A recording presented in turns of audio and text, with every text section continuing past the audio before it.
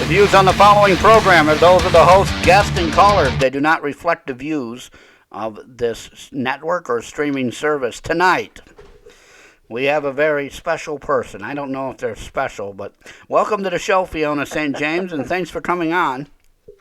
Hey, Brother Wade, thank you so much for having me and all of the listeners for being here with us. So let's get right into this. Um, how and why did you get into your field? And you can Okay, discuss what that is with the people. all right, so my field is I consider myself in terminology a drag queen, for lack of a better term. And there's so many native New Yorker as a gay man in Ireland. I come from a theatrical background as a teenager. As we all know, or if you guys don't know, anytime you're on stage, whether you are male or female, you have to wear makeup. So as a performer wearing boy makeup, I always knew that I was a pretty type. I mean, hell, I look like my mother, and so when I would see these drag queens after seeing those, I just decided there was sort of Wednesday. I caught on, and I knew I could dress from a makeup and did the contest. I didn't win, but I did really well, and I had my first paid booking. That was on a Saturday. I had my first paid booking that following Wednesday, so like 4 days later. And that was sort of like the start of it, but it was never the kind of thing where I was like, oh, I want to dress up, I want to do drag. Like I never had any aspirations of doing that, but I'd seen them for a few years and oh, that looks like fun. I think I could do this. And it all just kind of happened. And then that summer it was like there was any and every contest you could think of: Miss Ice Palace, Miss Silver Lining, Miss Long Island, Miss Fire Island. And then I started doing that and immediately started performing and then getting booked to perform in clubs. So, and that was 1987. Here we are a zillion years later, and I still do it. And obviously, I when I first started, uh, you learn about things and you get better as time goes on. And it's a part of my life that I love because as the evolved human being that I like to think that I am, I think as a gay man, or even if I were not a gay man, I think all human beings have both male and female in them, and there's absolutely nothing wrong with embracing both parts of who you are. And Yeah, so I just happen to look pretty. I happen to enjoy it. So, but I consider myself a female impersonator. Like, when you think of like a drag queen per se, for me, it was never about, oh, it's Saturday night. Like, let me dress up and like go out. There was a little of that early on because in New York City in the late 80s, the whole club scene was like, really strong and heavy. So there would be certain parties that I would go to, and whether I was hired to go dance or just want to be there to be part of that, at least early on, it was important for me to like get out there and get my name out there. So, but foremost, it's for me, it's about if I'm not getting paid for it, I'm not doing it. now, when you say that the things have changed there, can you go into some of the changes for our audience tonight? Because and I don't know either. I do know that in the 80s, the 70s, and the 80s, and into the 90s, a lot of things were different. And we're not talking with COVID and all this medical stuff. We're talking literally the clubs were different, the ways they did it, the laws were different. So, can you go into a little bit about how and what these differences are so our audience can get a picture of how it's changed? Well, you know what? When I started going out to clubs, which was like early '80s, I mean, I was 18 in '83, and back then the drinking age was 18. And then, my birthday's at the beginning of the year, so then suddenly the year that I was turning 19, they raised the age to 19. So there was like a 2 month period that I was like, oh, legally, I'm not allowed to drink. And then 2 years later, right when I was turning 21, then the age went up to 21. Uh, but where I feel it's kind of changed is beginning with the fact that like all of the bars and clubs that I used to go to or that I would perform at, none of them even exist anymore.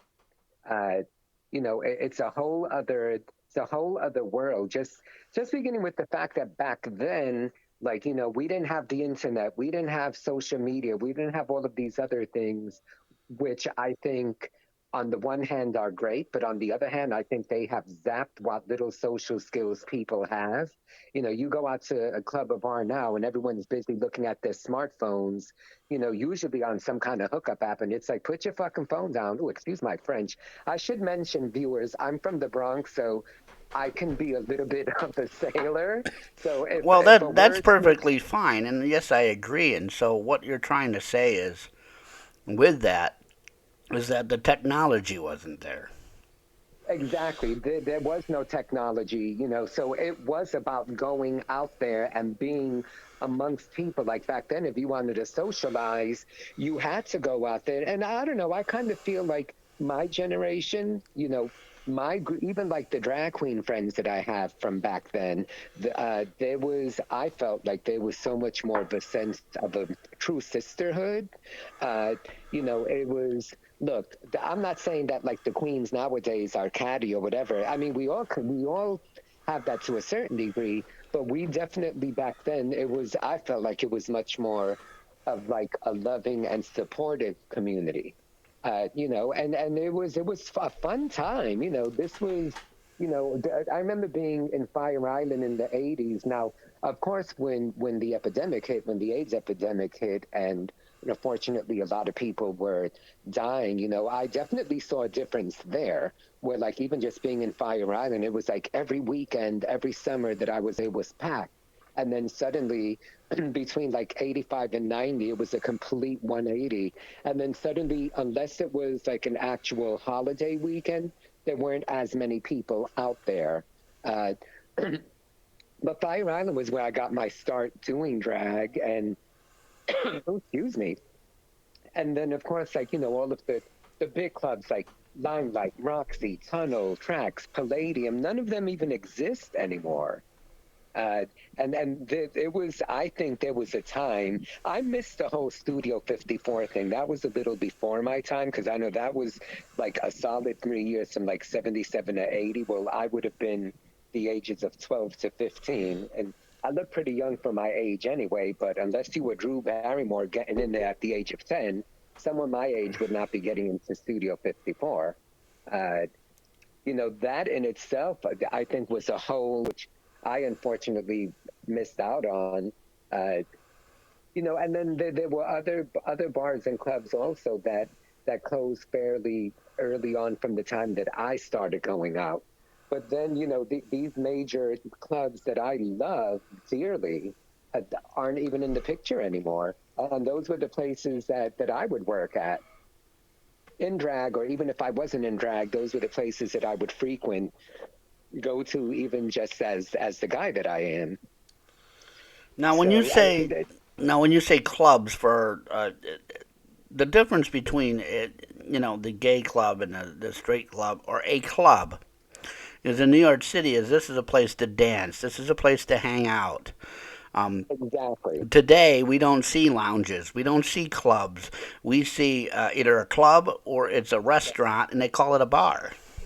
right.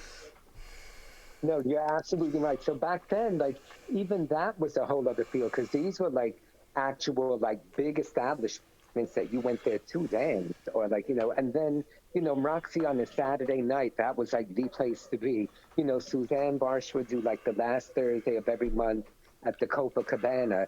Then there were other big places that would just be gay, like on a specific night. Like the Saint, I remember the Saint was. The last was every Thursday night at the Saint. I mean, it was always kind of gay anyway, but then it would be rather mixed. But then specifically Thursday night was like the night that was like all gay. And I don't know if any of your viewers, perhaps your gay viewers, have heard there are these parties, the white party and the black party. So those were parties that originated at the Saints. And back in the '80s, I would go to them. The Saint unfortunately closed down in the late '80s.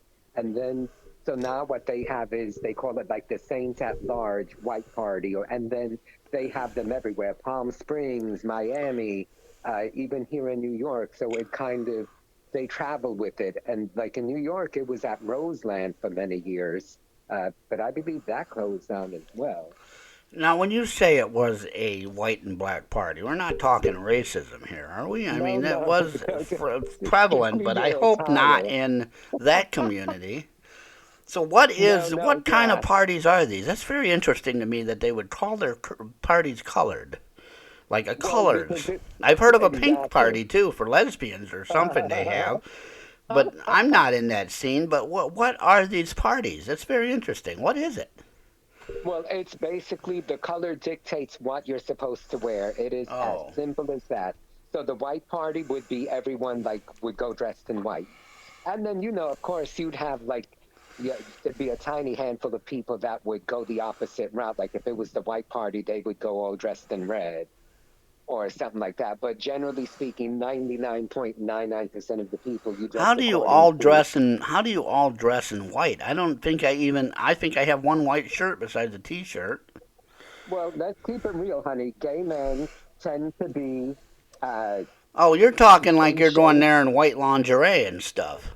Well, not even necessarily lingerie, but like, white little speedos. Like, look, Oh at my these, at lord. like the white party, black party, let's keep it real. A lot of gay guys like to take care of themselves, go to most have, active gym memberships. So a lot of times it would be, a minimal amount of attire that was dictated by the color that the party was. And then otherwise it'd be a lot of flesh. Not like necessarily, I'm I not hope saying. my audience can image stuff like this because I can't. I can't just I And hope they let me can. clarify, not flesh in the sense where like people are running around naked. I I mean, can just see they're people probably running around in their tidy and whitey, Fruit of the Loom underwears, and on the black guy, the tidy whitey little lingerie panties. And then on a blue day, it would be the tidy whitey little blue ones. exactly. That's awful. Why would a man wanna? Why would anybody want to run around in their underwear? But anyways, But because if you look good, why not? And if well, you're that's. dancing your butt off, if you're dancing your butt off at a club, you're have going to you be seen me? sweating. Have you taken a good look at me? I am not the type to run away in my tidy whitey. Although I have been told there are bearded biker guys that call themselves bears or something, Yes, like we call women cougars. So exactly. who Well, there knows? are, there are all body types, and everyone, so that no one can feel left out. They have come up with different names. Like, Not yes, you have bears that tend to be like maybe not thin or maybe not necessarily like, like me. I was told toned. I am one. Okay, so and usually what that means is a bear has tends to be on the hairy side. Now you also have people that identify as a muscle bear because there are guys that Oh God. might be big and brawny, but then they are like built and in shape and they happen to be hairy. Oh my. So Everything I now, like is a but I'm gonna woman. tell, but let me keep it real here. Let me not to be sound bitchy or anything, but there are some guys that are like, I'm a muscle bear, and I'm like, dude, you're hairy and you're big. You're not muscle usually denotes that like you're in some kind of good shape. Well, we're gonna get to the bad stuff in a minute, but here, why did these places close? Obviously, not because of COVID.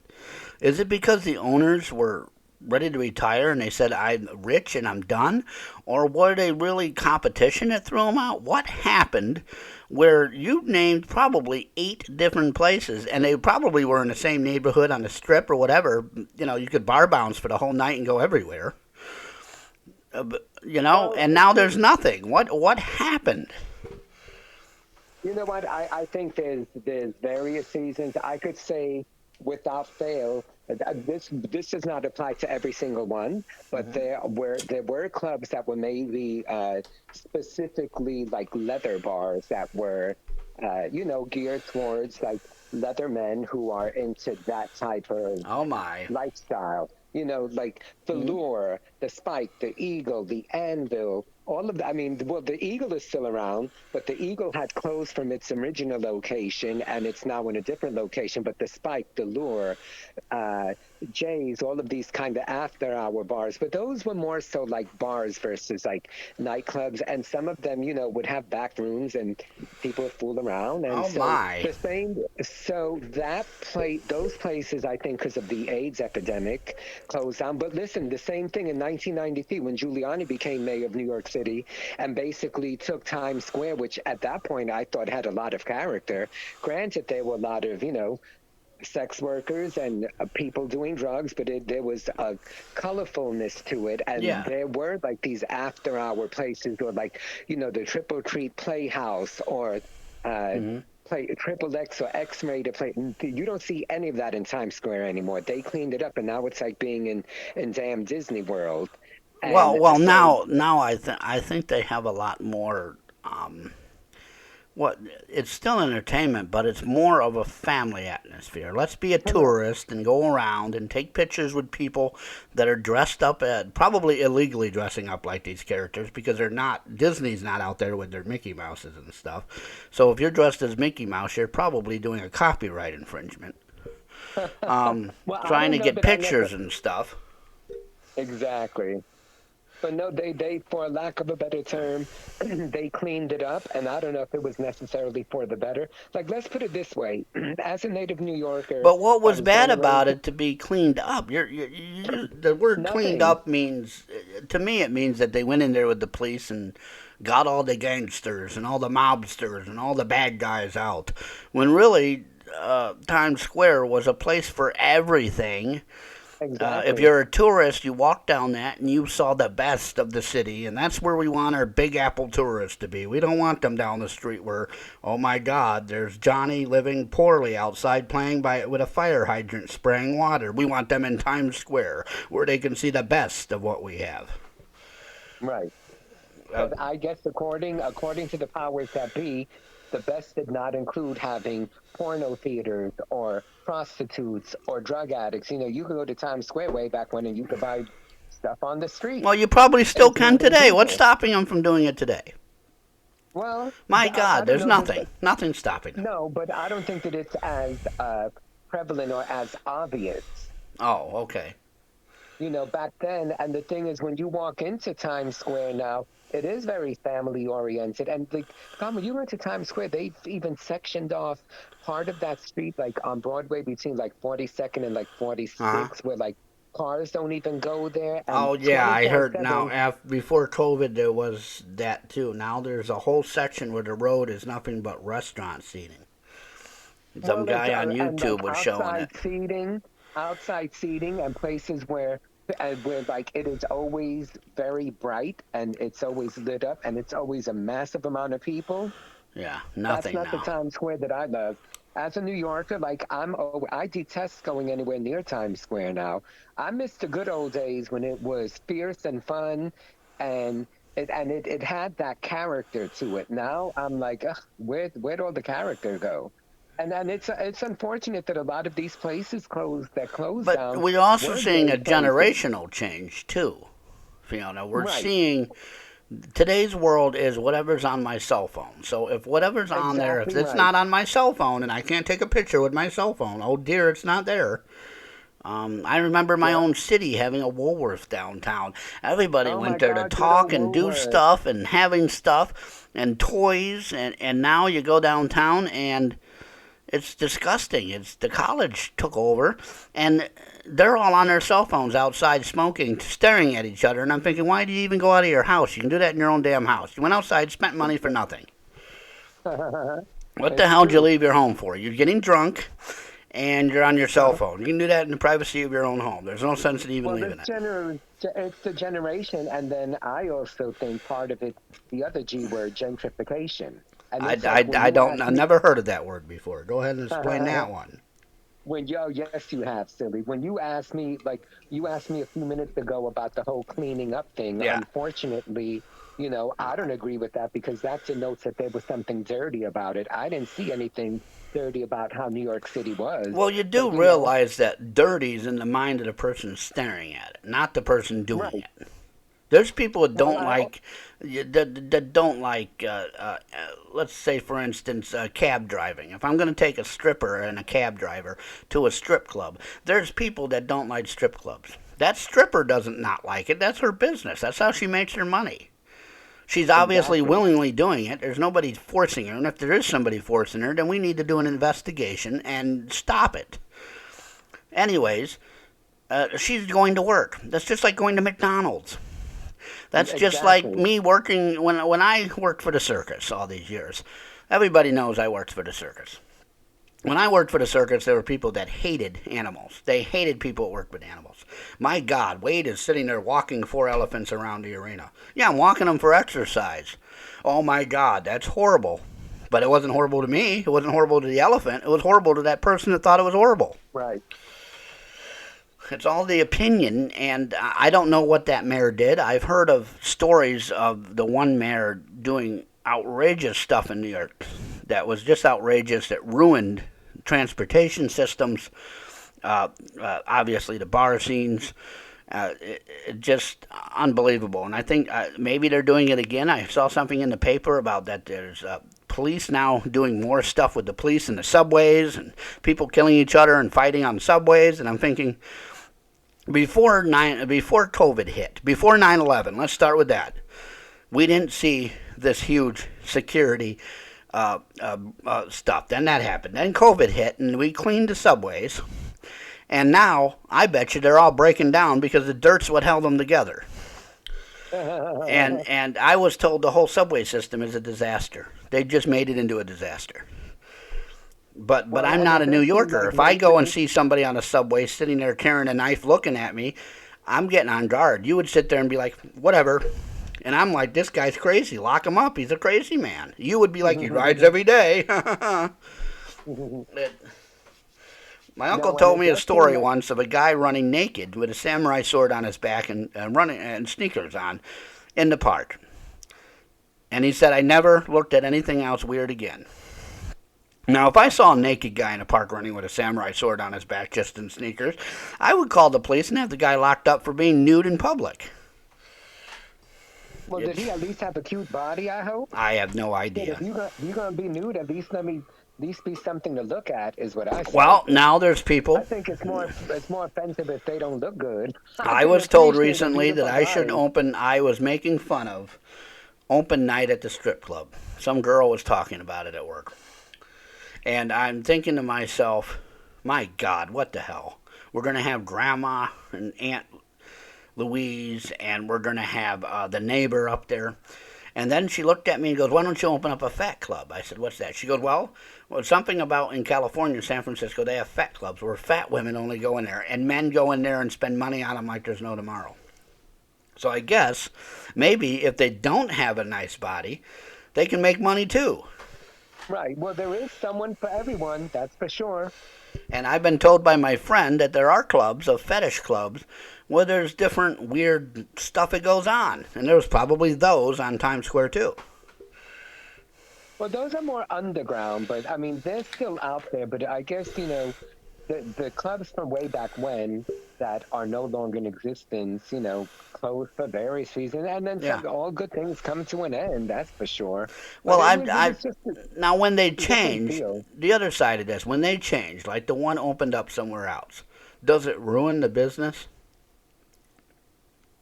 Uh, I mean, if you you know what? remember something and it's not that, Yeah, well, let me tell you where it's like the Eagle is the one the Eagle and the Spike used to be one block away from one another on the West Side Highway. One was on the corner of 20th, the other one on 21st Street. So then you would go like back and forth between the two, and that block between the two bars would like people. There was a building there, and that in itself was very cruisy. So you would have guys like standing against the wall, and when you're walking from one to the other, you would meet someone just walking that strip oh from dear one Lord. corner to the other. And so let's keep it real.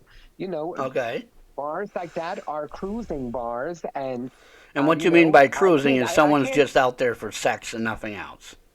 Well, or both. Look, let's keep it real. I'm sure heterosexuals as well. If you go to a bar, people Oh, hook oh up. my God! If If we you're want to talk drinking, about, so if we want to be neutral about this and both have our arguments about what it is, I think I've seen more disgusting behavior in heterosexual bars than I've ever seen walking in as a cab driver to a homosexual bar. And I've had to walk in for some people. Hey, go in and get him. He's drunk. I walked in, nothing. I've been into some heterosexual bars, both as a cab driver and not as a cab driver, where there's some disgusting human beings in them. well, and again, that's that. I'm not going to judge anyone. If someone wants to do whatever, more power to them. If I don't want to participate, then I won't. No, Disgusting's a strong word. I know where you're coming from, well, but what that I'm is saying is the people passing that are judgment. listening to us are saying, "Oh, the gay bar, all these guys are doing it." Oh, well, what about that woman that's strutting herself trying to Right. find a hookup? Went home with a guy, then went back to the bar and got another one, another one, another one, and you're yelling at this guy for Exactly. walking back and forth to the bars and having a drink. Well, you know That's what? But not that's too called fair. no, and it's called hypocrisy because let's keep them real. A lot of people have this image that if you're a gay man, that all gay men are promiscuous and all they want to do is go out there and get laid as much as possible. Well, that's not a gay or straight thing. They are human beings that you know what? If they embrace their libidos and that's what they want to do, why not? I'm not afraid of Yeah, my libido at all by any means. I'm not saying that I'm screwing the I world, have no but libido. well, I am sorry to hear that, Brother Wade. Mine, I have never ignored mine. Mine has and always will be in the forefront. Now, does that make me a bad person? No, it makes No. me an evolved human being, that isn't afraid of that. I think, and it's funny too, because when you think of people that will sit here and judge those people who do embrace the libido or who are sexual or who are not afraid to express that side of them, it's always the people that are sitting here, hiding behind religion or whatever, even if it's not religion, but people that are judging other people for being true to who they are. Well, guess what? They're not harming anyone. If two consenting adults want to engage in whatever they want to engage in, so long as they're not harming anyone else, why does anyone have the right to tell them what they should or shouldn't do, or judge them, or say that they're disgusting or what have you? Yeah. I feel that same way about sex workers. Anyone who's a sex worker, two consenting adults, if they want to, someone wants to get paid, that person who is paying them is willing to pay them. So what's wrong with that? Well, there's a lot of aspects to sex workers, and our audience probably knows this, and you know this, that there's horror stories of sex workers. There's horror stories of people being forced to do it. Well, yes, But but I'm not talking about yeah, people but who what you're are talking sex about is a slaves. woman that wants to willingly put herself online now, online, then go into a bar and And willingly I'm talking have about somebody men pay for also. it. Right. And sex workers are not only women. I mean, gay men are sex workers too.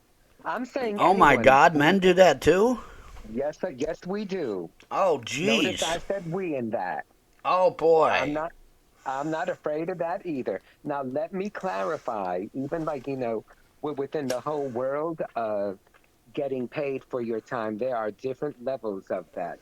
There's erotic massage, there's Well, now that we're escort on work. this topic, let's slowly go into this topic so our audience doesn't get shocked in horror about this. Okay, but listen, Our before we fragile go into audience that, members. before we do that, I want to make one clarification about like the whole at the beginning of this. I spoke about the sub. There are different subcultures of dressing up. So there are like by and large, most drag queens are gay men who like dressing up. Now, in my case, I do it for artistic expression, but there are guys that don't necessarily want to dress up because they want to perform, but they just like expressing that side of them. Now, there are also what they call cross dressers, which are basically Mhm. heterosexual men who like dressing up. Now, let's keep them real. The ones that are cross dressers, that are straight men that dress up, 9 times out of 10 aren't the prettiest people on. They're not as pretty as, say, like a gay guy like me, who's pretty anyway. And then I happen to like, but when I dress up, my whole Mhm. thing is I want to be as pretty as possible because I'm paying homage to women. I'm not trying to make fun of them. I'm not trying to do anything other than uh, put them on a pedestal and celebrate them. So my embracing who I am and embracing that part of me is inadvertently a form of celebrating women in general. There are some drag queens that do it that are camp drag queens where they purposely want to look, silly or funny or like like clowns or what have you. So people do it for different reasons. Some people do it because they want to get paid for it, and because there's fetish people out there who enjoy paying men who dress as women to do whatever. And I just wanted to clarify that, and now we could segue into the whole like sex Yeah, world well, thing. really quickly here about men. I've always thought that if men want to do it as entertainment, I've always Right, been told that a straight man, if he wants to entertain, can out entertain any drag queen there is if he really put his mind to it and did it. Now, I've also been told there's some drag queens that it's almost like a split personality. So, really quickly, when you dress up as this character or person, or you dress up as yourself, whatever it is when you do it, is there certain things you have to follow? Is there certain rules? You said these people were supportive back then. So really quickly, is there rules? Is there things that people have to do? Is there an underlined thing? And for an example, we're going to use professional wrestling. It used to be that the wrestlers did not go out in public together, or if they did, they on purposely started a fight with each other if they were right. good and bad guys. Is it just like that, or doesn't it really matter? No, I don't think it matters at all. And people do it for do it for different reasons. Now, you hit on the point about personality. Now, in my case, I don't need to dress up or put on makeup or a wig or anything to be extroverted. I'm pretty out there and I'm open and honest about who I am. And as a guy, I'm pretty funny. But there are drag queens out there that are very like kind of introverted and shy and quiet and timid as guys, but then the second they put all of that on, they not only do they transform themselves physically and or visually speaking, but then also then all of a sudden they get these extroverted personalities where they are very much out there. So there are people that dress up that almost kind of need that to become larger than life. And then you have other people like myself who I'm like that anyway. So when I dress up, I don't do anything different. It's just a further extension of who I already am anyway. Now, it might be slightly exaggerated in the sense that, generally speaking, in my everyday life, I'm not running around in high heels and a push up bra and makeup and hair and Oh, a good wig, I should lord. say. As a general rule, I don't. That's not how I live my everyday life. But I No. also know that I don't need all of that to be the person that I am. So my personality does not change. But there are people out there whose personalities become very different, whether it's for the better or for the worse. Who am I to judge? Well, now that we're on this topic, somebody in the rooms keeps asking me, ask about makeup. I think they want to know about your makeup, and it's very interesting because I know about clown makeup from being in the circus. What do you Right. actually go out and buy women's makeup, or is there special makeup just for this stuff? Just No, for the well, person that makeup is wants to know this well, answer, not makeup for is me. I don't want to wear right. makeup. Well, clown makeup well, maybe, but that's well, another thing. makeup is makeup, but every drag queen knows any. Okay, when I say drag queen, Hmm. again, anyone who was is biologically male who is now dressing up as female. Just using regular foundation isn't going to cut it. You have to MAC, which is my favorite makeup line, make something called full coverage, which that is like this heavy duty spackle almost that you put on that completely covers if you have any, if you have a thick beard or 5 o'clock shadow. So as a man who's going to put on makeup, you need like full coverage, which the original full coverage was something called Derma Blend. That was the first thing that was out like in the 80s. And then when Mac came out, which was like the late 80s, they came out with their version of Derma Blend, which is full coverage. And that's what we all use. Now, as a female, would a real woman use full coverage? Well, she doesn't have to. But whereas as a guy you do so, but otherwise makeup is makeup. It's not like you go to a department store and say, "Where's your makeup section for men?" Well, that's what I was No, just going to ask. Is there nowadays a line of this stuff that they made especially for the entertainer? I know. well, Mac has always been that because Mac has always that they specialize in very vibrant colors and in certain products that really do give you a lot more coverage than any other line out there. And that's because a lot of female impersonators, drag queens, whatever you want to call us, that's what a lot of us use because that is going to be the best thing to give you that full coverage and that finished, polished look. That, of course, if what you're going for is you want to try to look as real as possible, which that's what my drag is all about. When I dress up, I want you to look at me and think that's a pretty woman.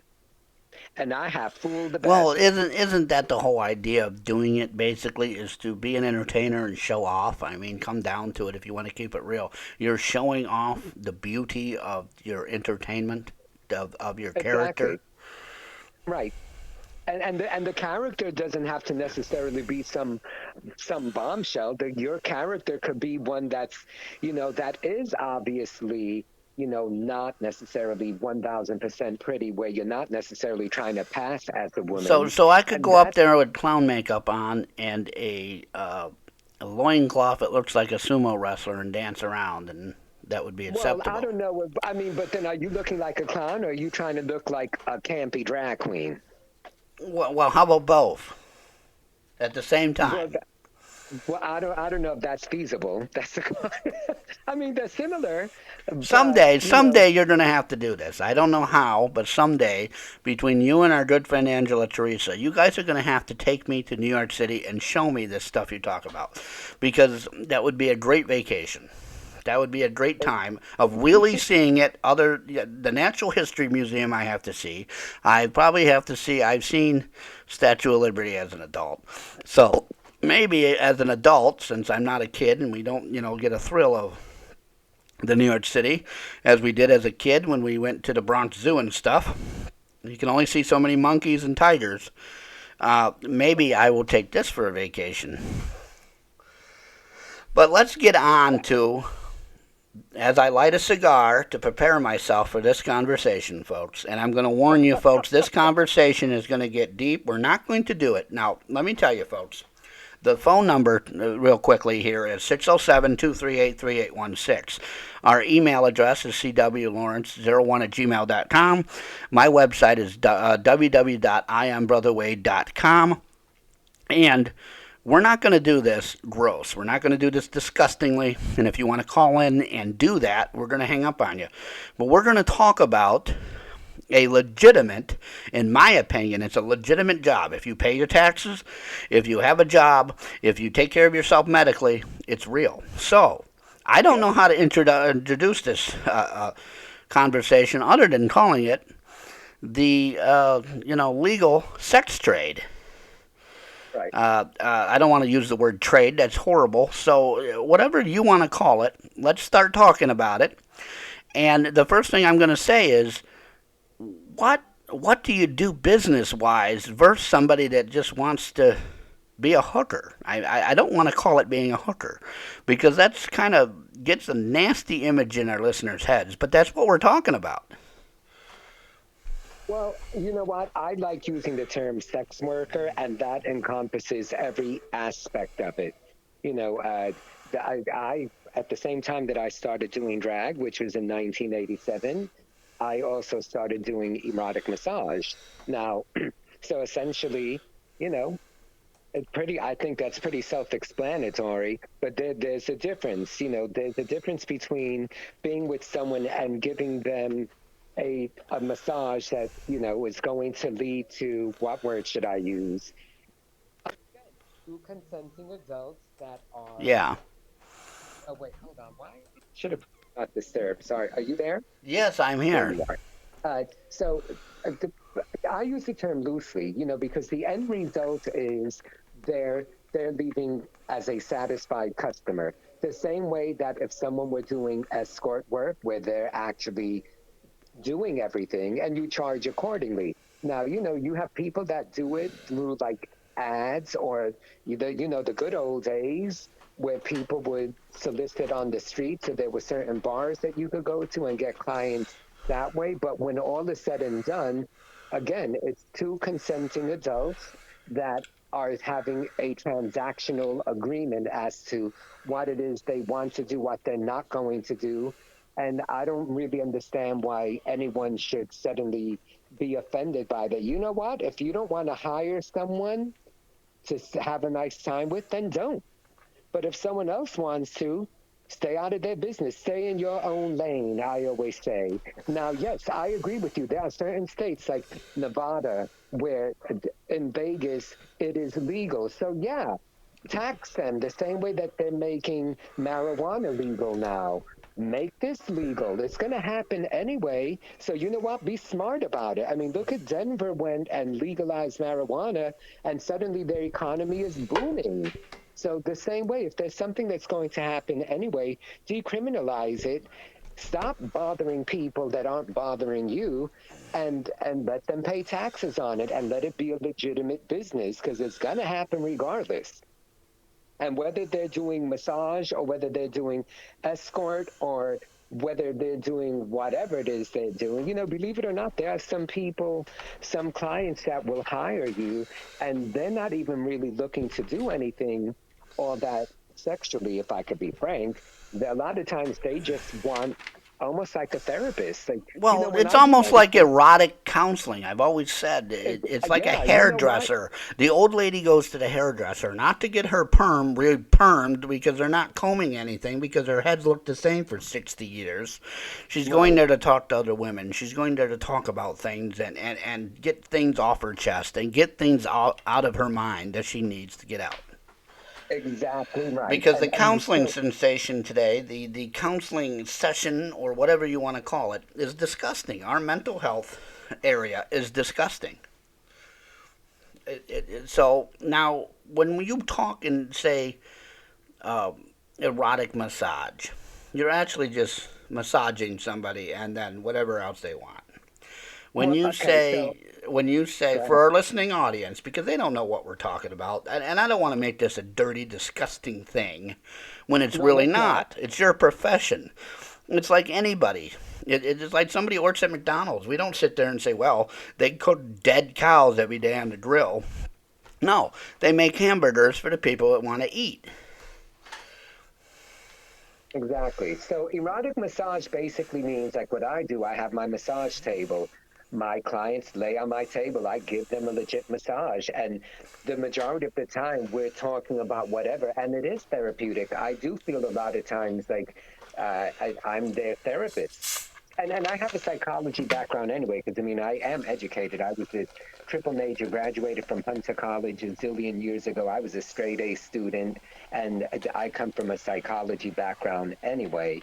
Plus, I'm a Pisces. We tend to be on the compassionate side, and we're good listeners. And as a native New Yorker Bronx boy, I've always been intuitive and insightful. So, like, all of my close circle of friends, everyone knows if you need to talk to anyone about anything, I'm the person that they go to, because I'm like the therapist to all of my friends, and frankly, to all of my clients. So they're naked, I'm naked, I'm giving them a massage. It ends with me loaning them a helping hand. Who doesn't need a helping hand, right? So, Well, wasn't but that there's wasn't that a song by Benny Hill? Helping Hand. Wasn't it a song what Benny Hill sang on his show? It Was it? was. I used to love me some Benny Hill. He was hysterical. That was one of my You favorite know, you shows. know, he died a lonely man, right? Oh, that's sad. No, you know what? I think He I never knew got that, but he married. He was. never had any children. I Uh, wonder if he was Two of the gay. girls did want to date him or his best friend, and he never took them up on the offer or said anything. That's a very sad case. It was. Anyways, now when what I've often wondered this. And I'm not paying a girl more than $10 to have sex with her. If I'm even going to pay a Well, girl to honey, have you sex get with her, what you pay for. If I you're gonna want, pay a $10, I want it for free. And as everybody right? knows, I'm getting married. So maybe Ah, I should. Maybe congrats. my wife is. Maybe my fiance is going to beat me later because I just said I don't know. But anyways, a married man should not be talking about this. But anyways, I don't feel paying somebody is there. However, there are people that I've heard will pay up to $2,000 for a woman in Las Vegas. What is this? I've often wondered what is the pay schedule? What is it like running the business of this versus somebody that just wants it to, whatever. The girl down the alley there, obviously, we're not going to call her bad, but what's the difference between you doing it legitimately and her just trying to get a fix for whatever? Well, you know what? For our I don't really audience to think. get a picture of this, they pictured a woman and a hooker, a girl out there just doing this, the tricks or whatever you call it. I don't know what you even call it, things or I call whatever. them clients. Well, you know what? What? Here's the big the difference is this. Like there's even different subcultures within the world of sex work. You know, you have people that would solicit in the streets, or you have people Yeah. that wait, that will work through an agency, or people that work for themselves and have ads online. Now, there's a lot of misconceptions about this kind of work. There's a misconception that people that hire any kind of escort, whether it's male, female, or what have you, that people think, oh, well, that's the only way that they can get it. Like, there's a lot of people that think, oh, well, if someone has to hire someone, it's because they're too ugly to, like, get laid on their own. I'm here to tell you, some of the finest men that I have been with have been my clients, because it's all about economics and being smart about it. Think about it. We were talking before about going out to a club, Uh huh. and maybe your end result is you wanna get off. Yeah. So you could go to a gay bar. You could be a gay man, go to a bar, spend $100 on drinks, out all night. Maybe you think you met someone. You might even kiss them at the bar. And at the end of the night, you might end up going home alone anyway. And maybe you didn't score. So rather than do that, take that same $100, hire a masseur. You're going to order in, get what you want, get exactly what you want, because you're seeing a picture of who you're ordering. You're seeing their statistics, and the end result is the same. But it's all about time management. So then you just saved all this time. You're not going to wake up with a hangover, and you're getting what you want when all is said and done. So it's pure economics and intelligence as well. And so people think that, oh, if someone has to hire someone, that means that they look a certain way. I'm telling you right now, the hottest men I've ever been with have paid for my time. Now, Now I'm let's lucky talk also. about this. Has anybody ever paid you and you just said no, keep it? That was the best I ever had. Never. Never. You know what? I ain't that I've dumb, heard of and I like stories of money that too happening. much. I've heard of stories of No, that happening. not anyone that I know. Honey, I may be a hoe, but I'm a smart one, and I like money. I've always said, even if I don't need the money, I could always think of something to buy. So, and Or save it, exactly, or pay and the and rent for with it. those exactly, and for you listeners, but if there's anyone out there that's hearing me talk this way and is thinking, "Oh my God, I can't believe he's saying that," I trust me when I tell you, the most empowering thing in the world is getting paid for your time. Now, let's keep it real. As a child growing up, Hollywood has a way of glamorizing prostitution. I remember growing up, I remember being 7, 8 years old, and you would see these movies or these television shows with you would see these high class escorts in mink coats and going to fancy restaurants and coming out of limousines. And then you think, wow, I want to be that because, I gotta because pay of the the. I gotta fancy get a clothes. limo for the girl too now, and pay more than $10. Exactly. So Hollywood had a way of glamorizing that. So when I was 20 years old, I was so fascinated by it. And there was such a part of me that I was like, I wonder how that would feel. And I'm of the school of thought that everyone should try everything at least one time. So at the age of 20, the back of the Village Voice, which doesn't even exist anymore. Although I hear it's coming back. It's been online, but Now, the what actual what is the publication, Village Voice? the Manhattan Village Voice, was a publication that was around forever. So that's And like the then, Police Gazette. Yes, I'm old enough to remember the Police Gazette. so in the back of the Village Uh Voice, huh. there was an ad for an escort agency. I answered it. I was 20 years old. And escort means like not massage. Escort means that you're going to actually go the whole You're nine you're yards. you're So you're a prostitute that somebody has formally set up. exactly, I but it mean, was to an if for our agency. listening audience that doesn't know these terms, and how I know these terms, I'm not telling you. I was a cab driver and I worked for the circus. That's my excuse. Now, Right. and So, I'm Brother Wade, so I know it all. Anyways, well, I'm Sister Fiona, and I'm here to tell yeah. you. So, as an escort, that was expected. Now, I did this client. I made $200, and we did nothing sexual. I mean, we got naked, and think I gave him a hand job or whatever. It was easy. And I just remember leaving the hotel room and thinking, I'll never do that again. Not because I thought it was anything bad, but the first thing I thought was, wow, that was really empowering. The fact that at the age of 20, I made $200 in like half an hour that A half someone and hour, just I guarantee. I want at least 4 hours. well, not for $200, you ain't No, getting no, that for ten 2 hours. dollars. $10. Well, honey, if you want to only pay $10, you better look good. That's all I'm gonna say. So, I one time told somebody that, and they looked at me and goes, "Well, you can't even look at me for $10." exactly. But the point is, at the age of 20, I did it, and I remember thinking it was the most incredible feeling. It was very empowering. But then I was done with it, and then it just so happened that 2 years later, when I graduated college, there's that old adage, that question. Okay, now you've graduated college. Now what are you going to do with your life? And Your I was business living at degree, what are you gonna do with? right. So, and I was a triple major. I majored in psychology, sociology, and dance. And Oh but I was boy, you get. Well, I mean, right. you did use your degree. You're giving people therapy, and you're dancing. Exactly right. So then all of a sudden, I was living at home in the Bronx. I knew I needed to get out. And at the same time that I started doing drag, then I went back to the Village Voice, answered the back of the Village Voice's ad for a massage parlor, man for man. Now, when you And I say answered. ads, there's actual. This is a magazine, right? Like a. This was a newspaper. The Village Voice was a So it's like a newspaper. penny saver with explicit ads in the back. Yes, like the Okay. classified. Okay. So, but it wasn't a penny saver. It was like a legit like newspaper. It had Well, movies too.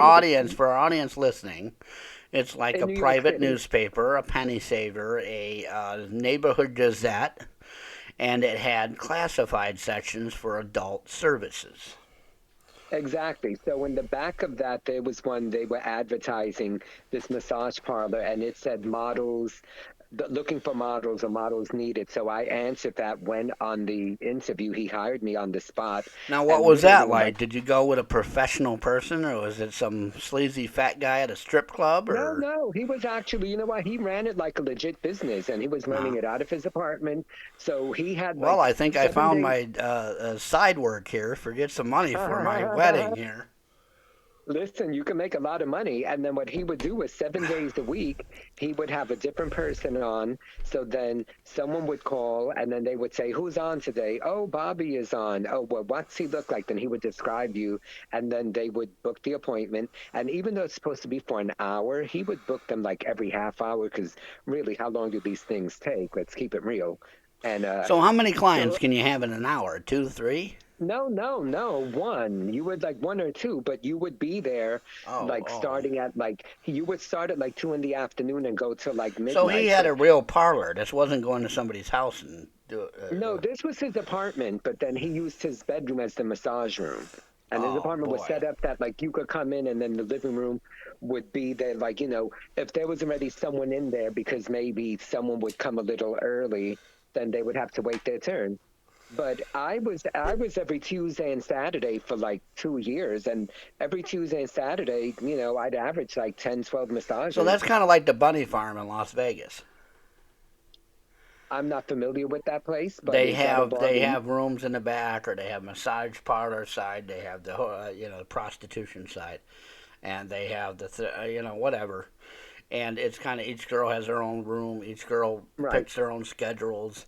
They get legitimately paychecks. It's something that right, I say, you know what?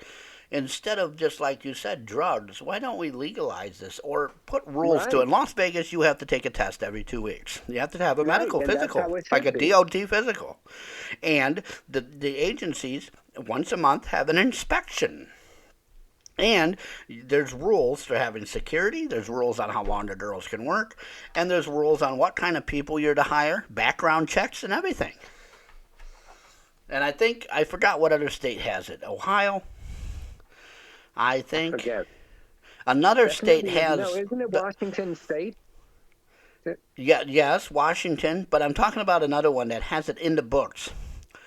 I don't know. Or did Ohio just legalize? Anyways, there's another state just like Vegas that does that. But Washington, Ohio, I think Ohio, maybe it's not. Is it Maybe it's Ohio Illinois. or Maybe it's Oregon? Illinois. Anyways, Okay, they have made it so that this is not a taboo, disgusting right, thing anymore. You're not going to jail for the rest of your life for being naked with another human being because that's what it right, is. and you That's what shouldn't it be. is. It's just like marijuana. Now there are And it's bad drugs pathetic. out there, but we'll get to that in a little while with horror stories you're going to have for us.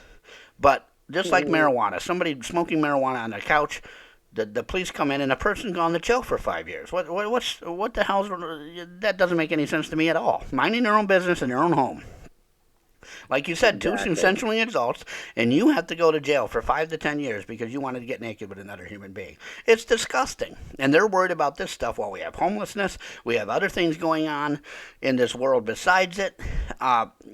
Anyways, let's get back to it. So Well, you that's got called this ad. hypocrisy, right?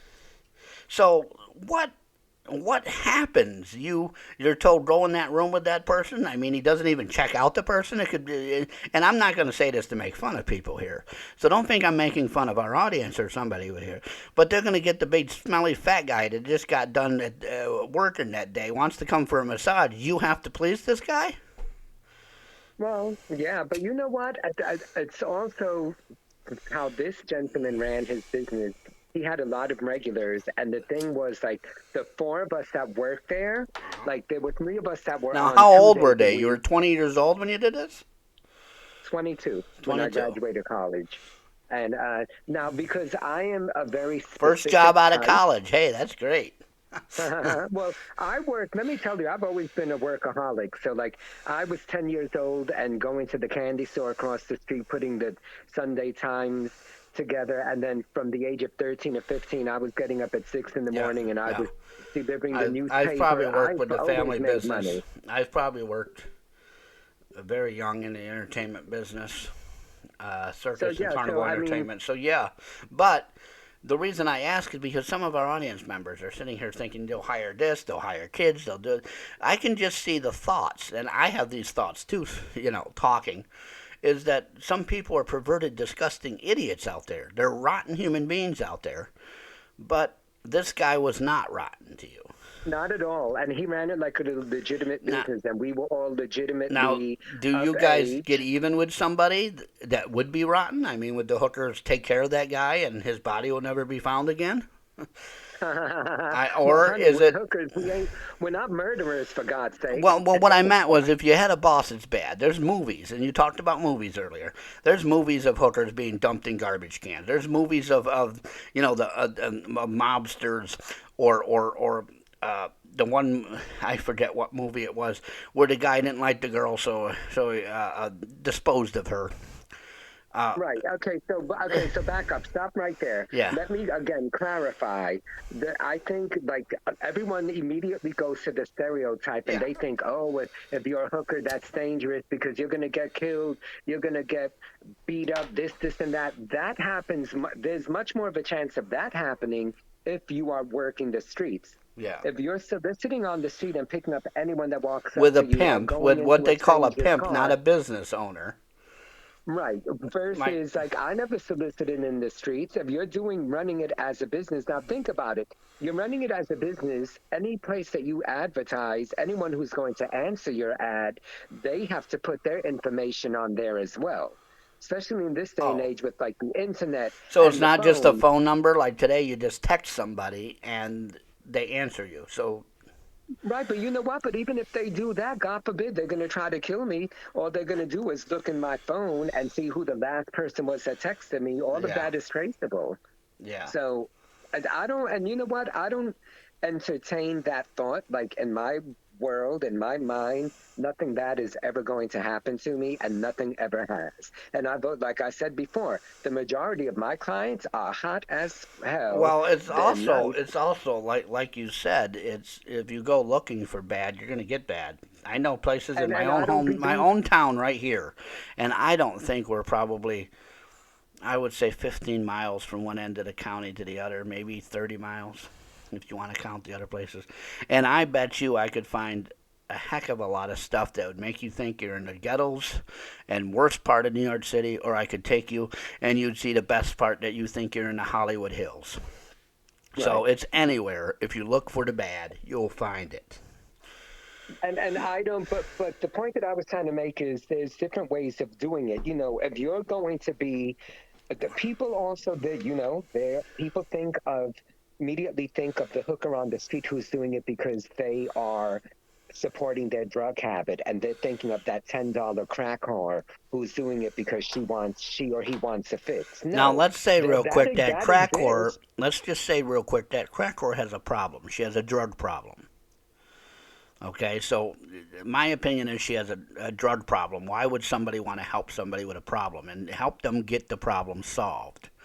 You, on the other hand, are a legitimate person that wants to do this and wants to do the money. It doesn't have a addiction. It doesn't have a problem. Right. Now, But exactly, and that's why, you know, I did a documentary back in 1993 that was directed by Van Kidron, who had directed at the time Youth People, and she went on to direct Tu Wong Fu, Thanks for Everything, Julie Newmar, which I was actually in. That's how I got I my don't. I SAG have no card. idea what that is. Let's tell people what that is. So Tu Wong Fu, Thanks for Everything, Julie Newmar was a movie with Patrick Swayze, Wesley Snipes, and John Leguizamo, where they play drag queens. Okay, Wesley And Snipe played a drag queen. yeah, Wesley Snipes, Oh John my. Leguizamo, and the late Patrick Swayze, and Van Kidron, who directed that in 1994. That's how I got my union card. I've been a member of Screen Actors Guild since. I played one of the LA queens at the end of the movie. P.S. Viewers, I am a legitimate working actor. I've been a proud member of Screen Actors Guild for 28 years. I'm going to plug myself here. I was on the hit television series Oz for 6 years. On HBO, I played the resident tranny. I have also self published my memoirs, The Life and Crimes of Fiona St. James. And I also have a YouTube channel, Fiona's Coffee Talks. Anyway, Which is a I wonderful. digress. That's where I think I first saw you, and then I typed you. Yes, yeah. I thought, say that joke again. Something about cream for your coffee that just makes me Oh, laugh every damn time. because it's Fiona's Coffee Talks, I start off every episode saying, I'd like to start off every day with a fresh, hot, black cup of coffee. Hold the cream. I'd love to. Oh Because my god!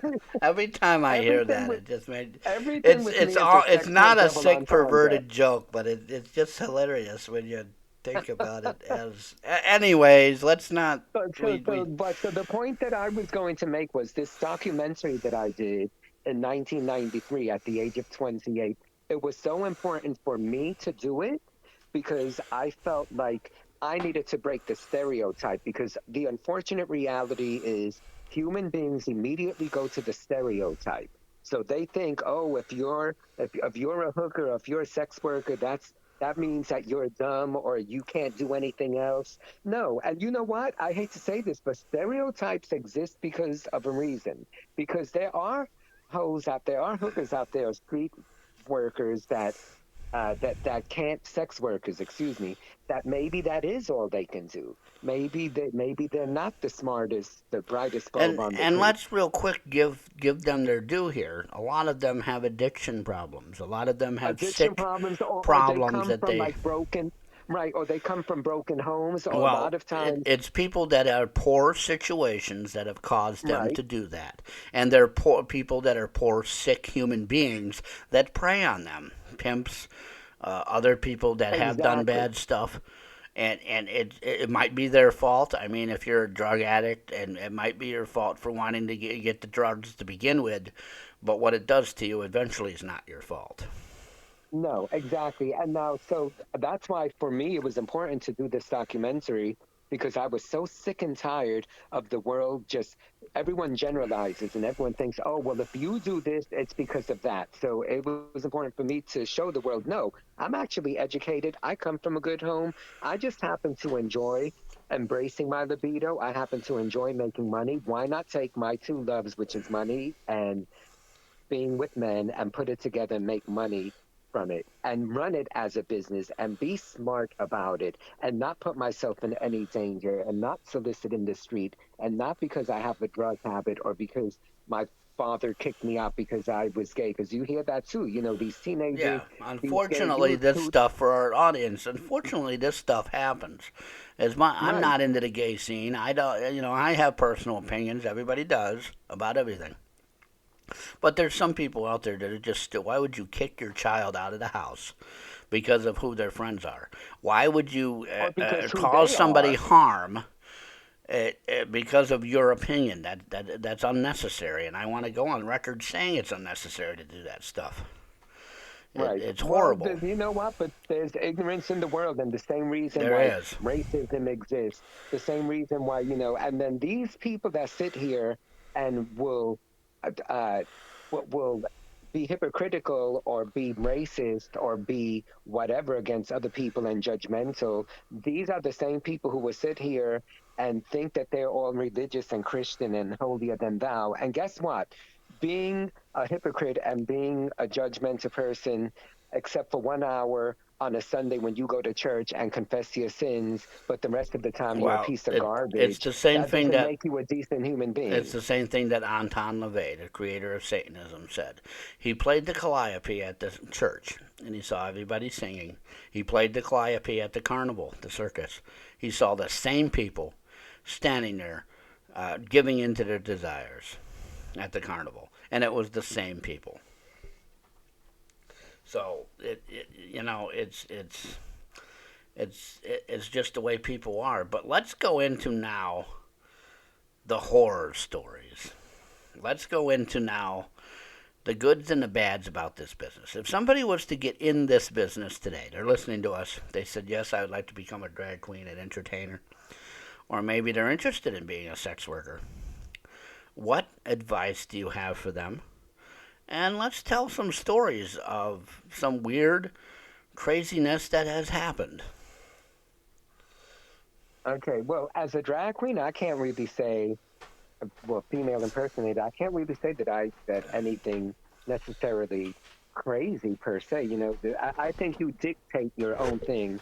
If you're going to perform, be true to who you are. Develop that character that you have, and make it mean something. If you're going to actually impersonate someone, try to look as much like them as possible. Yeah, don't go on the Uh, stage looking like Albert Einstein and you're trying to do a Marilyn Monroe. Exactly. And actually, I'm known for doing Marilyn Monroe, even though I'm light olive complexion and Spanish and Italian. I make a great Marilyn. So And if we talk about sex workers, well, no, we shouldn't say anything. Um, well, you know what? I'm going to say this much. If you're going to do JFK any wasn't form, innocent, and neither was she. But that's all I'm saying about it. That's it. That's it. That's it. That's it. exactly.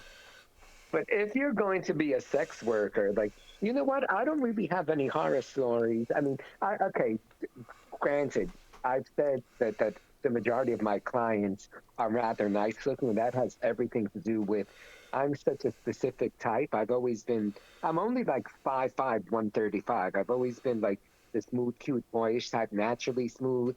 So I've always gotten these like hunky, nice looking, in shape men. That's what I'm interested in my dating life. So it seems like because I am such a specific type and it's the whole opposites thing, that's what ends up hiring me to do massage or the occasional escort job.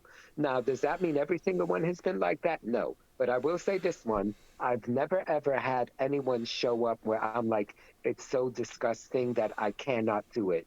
I would say 75% of my clients are rather nice, or at the very least doable. You could always find some redeeming quality. Plus, even if maybe they're not the hottest thing in the world, if they're laying on my massage table, I have a very vivid imagination. Because let's keep it real. You want them to think that you're turned on by them. At least I do. The work ethic part of me is I want them to think that I'm really aroused as well, if you get my drift. So, Yeah, yeah. Well, you, I figured if, I mean, I figured if you're in the sex industry and you're just going to be like, okay, yep, okay, wonderful. That's if you're going to watch the professional wrestling and just sit there, yep, okay, oh, he spoke to the other guy very nicely. Oh, he did what he said he was going to do, instead of cheering and yelling and getting involved in the match. Now, is there anything with the drag queens that, and I'm going to say an example that I heard.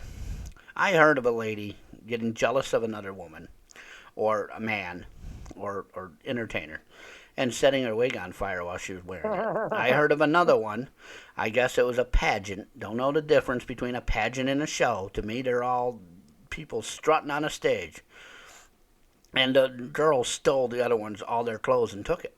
And they were left Wow. in their undies. What stories do you have? Because some of these could be funny, some of them could be horrible. Because I'm sure the listeners who know this stuff and have gone to a show have wondered, what's it like in the back? Are they arguing? Are they really out to get each other? Or doesn't anybody really care?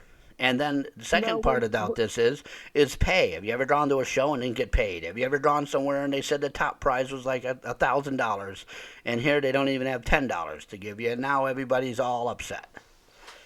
no, I can't say.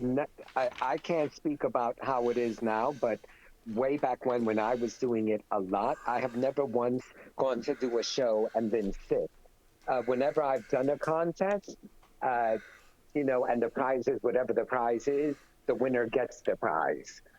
Now, of course, Now, are there's the a rest of them paid for coming? Like everybody gets like $100 and the prize is $500?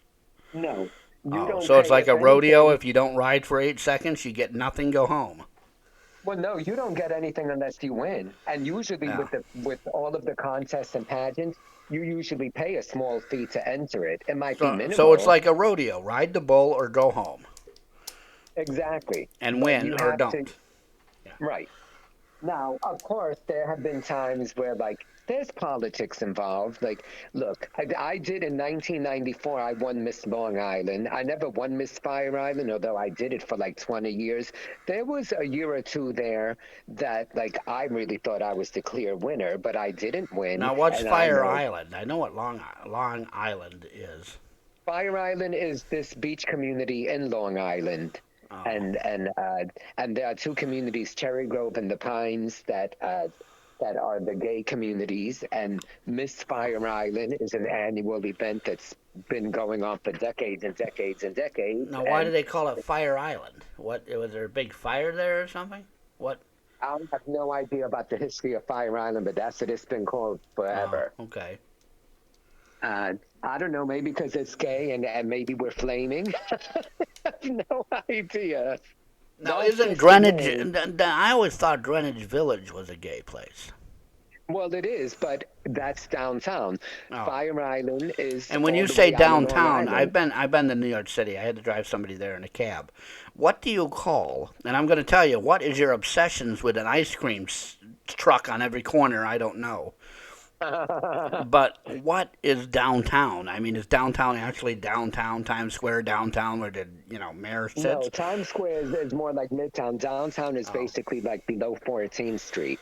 oh, And Greenwich Village, you have the West Village, you have the East Village, but the Village, Christopher Street is like the famous gay street in the West Village. But the West Village in general is, like the gay part of town. Listen, you know what gay people do? We create these amazing neighborhoods, and then all of a sudden it becomes gentrified, and we get suddenly we can't afford it. Like Greenwich Village used to always be like totally gay. Now you go to the village and you see like lots of heterosexuals, and you see like uh, babies and carriages. Even Fire Island isn't as gay as it used to be. And not for nothing, honey, but gay people create these meccas because we've always been so like made to not fit in. Because let's keep it real, gay people have been oppressed the same way that other people have been Well, marginalized. unfortunately, And it's like the Jewish neighborhoods. You have the Chinatowns. You have now the Muslim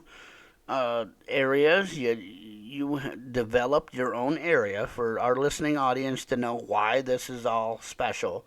You developed your own areas because people pushed you into those and said right. that's where you're going to be. Don't bother us. So you guys made your own little world, and I don't know if it's made better. I don't know if the gay community's better, but Well, I'm gonna tell you you this. guys Yeah, but don't have here's the difference. competition because it's just as damn good as the rest of the places that the heterosexuals did. No, actually, that's where you're wrong. Our places become better, and then that's where gentrification happens. This is what always happens. Like you're talking about Muslims or Hmm. Chinatown or this or that. Yeah, you know what? They congregate and create their own little community, but they don't get forced out of it. Gay people, we create these. Like you go to South Beach. South Uh, Beach, Miami before it was anything was a piece of shit, but then come the early 90s, then all of a sudden South Beach became like this gay mecca. And now yeah, all of a sudden you go to South Beach and it's barely gay anymore. Like yeah. then all of a sudden we get priced out of it. And then because there's a lot of heterosexual people that think, oh, I want to be down with it, so I want to hang out with gay people. And then Yeah. they go because they want to be cool. And then they suddenly go and then they take over. It's That's called called a lifestyle gentrification. for a reason. Somebody can't just move in there that's got a family and four kids and say, "Hey, I'm fitting Well, in with yes, my they do. neighbors." Sorry, that doesn't work Well, that way. But but yes, it does. In New York City, that's gentrification. My yeah, whole point is we create these meccas. Look, I always say, kidding around, we create these places so that to get away from everyone so that we can have yeah. our own slice of Well, heaven. And that's then what I suddenly was it gets telling. taken That's away what from us. I was telling the audience is that you're forced to be these places. It's not like a gay Right. man says, "I want that whole neighborhood for us. We're gay."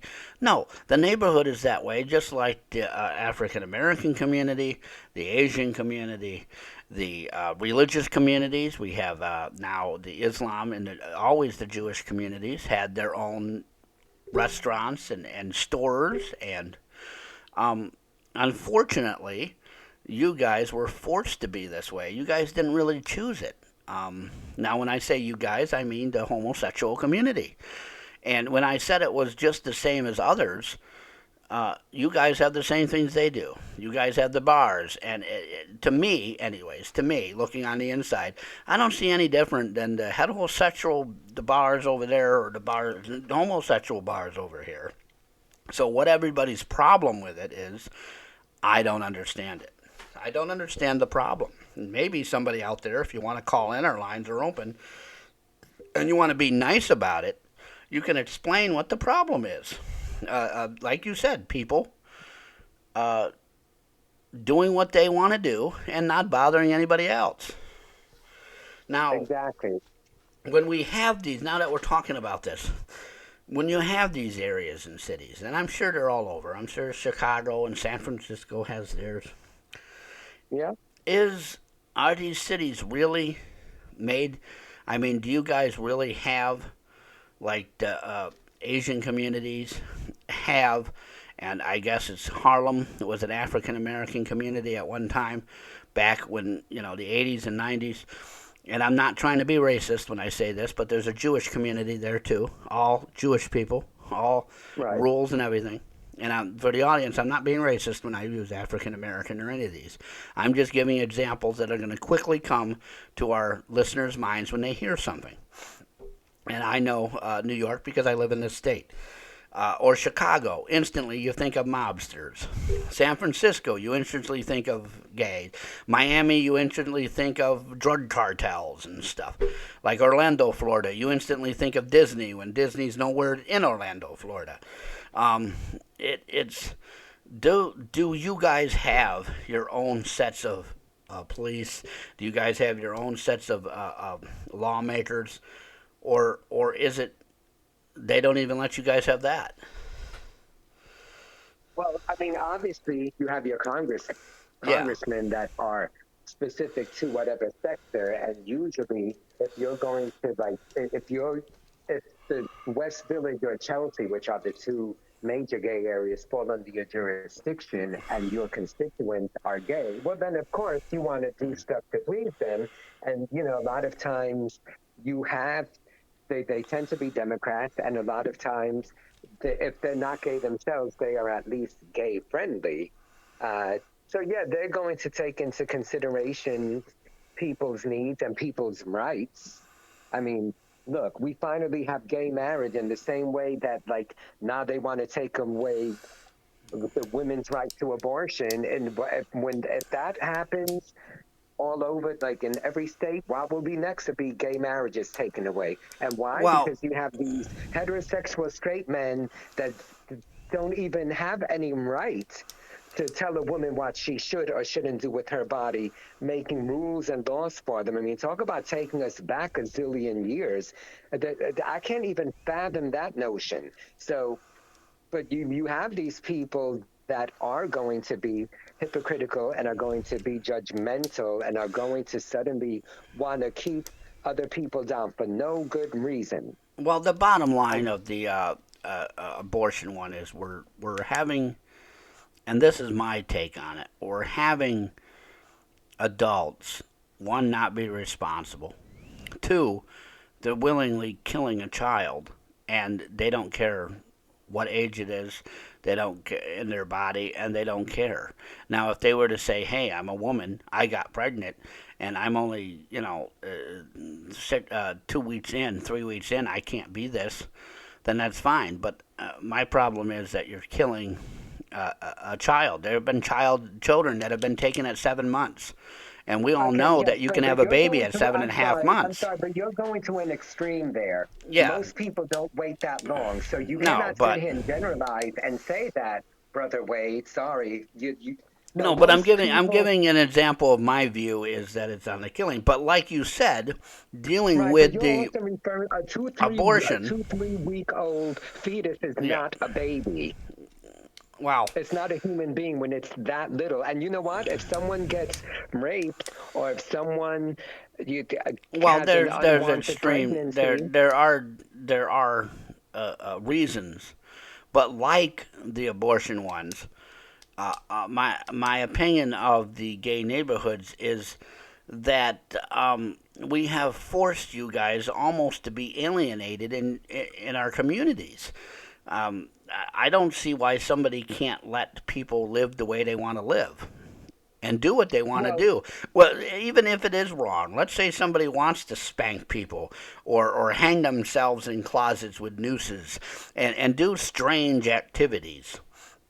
And you know what I'm talking about, these yeah, adult but things we no, but you read. can't generalize. You're going to extreme examples and you're pigeonholing gay people into saying, look, and I'm going to disagree with you here. You cannot Okay. say that you look on the one hand you're saying, oh, we're forced to go elsewhere.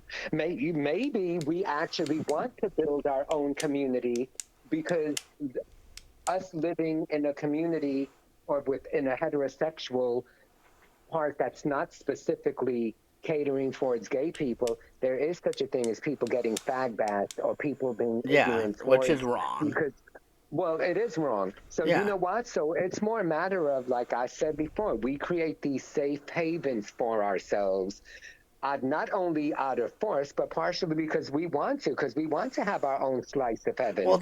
Like I that was my next question. Is this out of wanting to do it to get to have what you want, or is it because of the meanness and the anger a towards you? little bit of both. A little bit of I both. think a combination of the two. But you know what? But I think look, I think more so it's the fact that it's something that people want to do. The same way that like you have like when you go to Miami, let's say, you have Okay. these neighborhoods that are very Cuban. Now, what I don't agree with is someone coming from Cuba going to Miami and 30 years later they still don't speak a stitch of English because they've never heard of the word assimilation. I think if you're going to go to a country that's foreign to you, learn the language. You Yeah. wouldn't go to France and not learn French, but I understand where you want to be with your own people because it's more Yeah. Yeah. familiar, it's more comfortable. You know, you go to Yeah. Brighton Beach in Coney Island where it's very Russian and a lot of them barely speak English.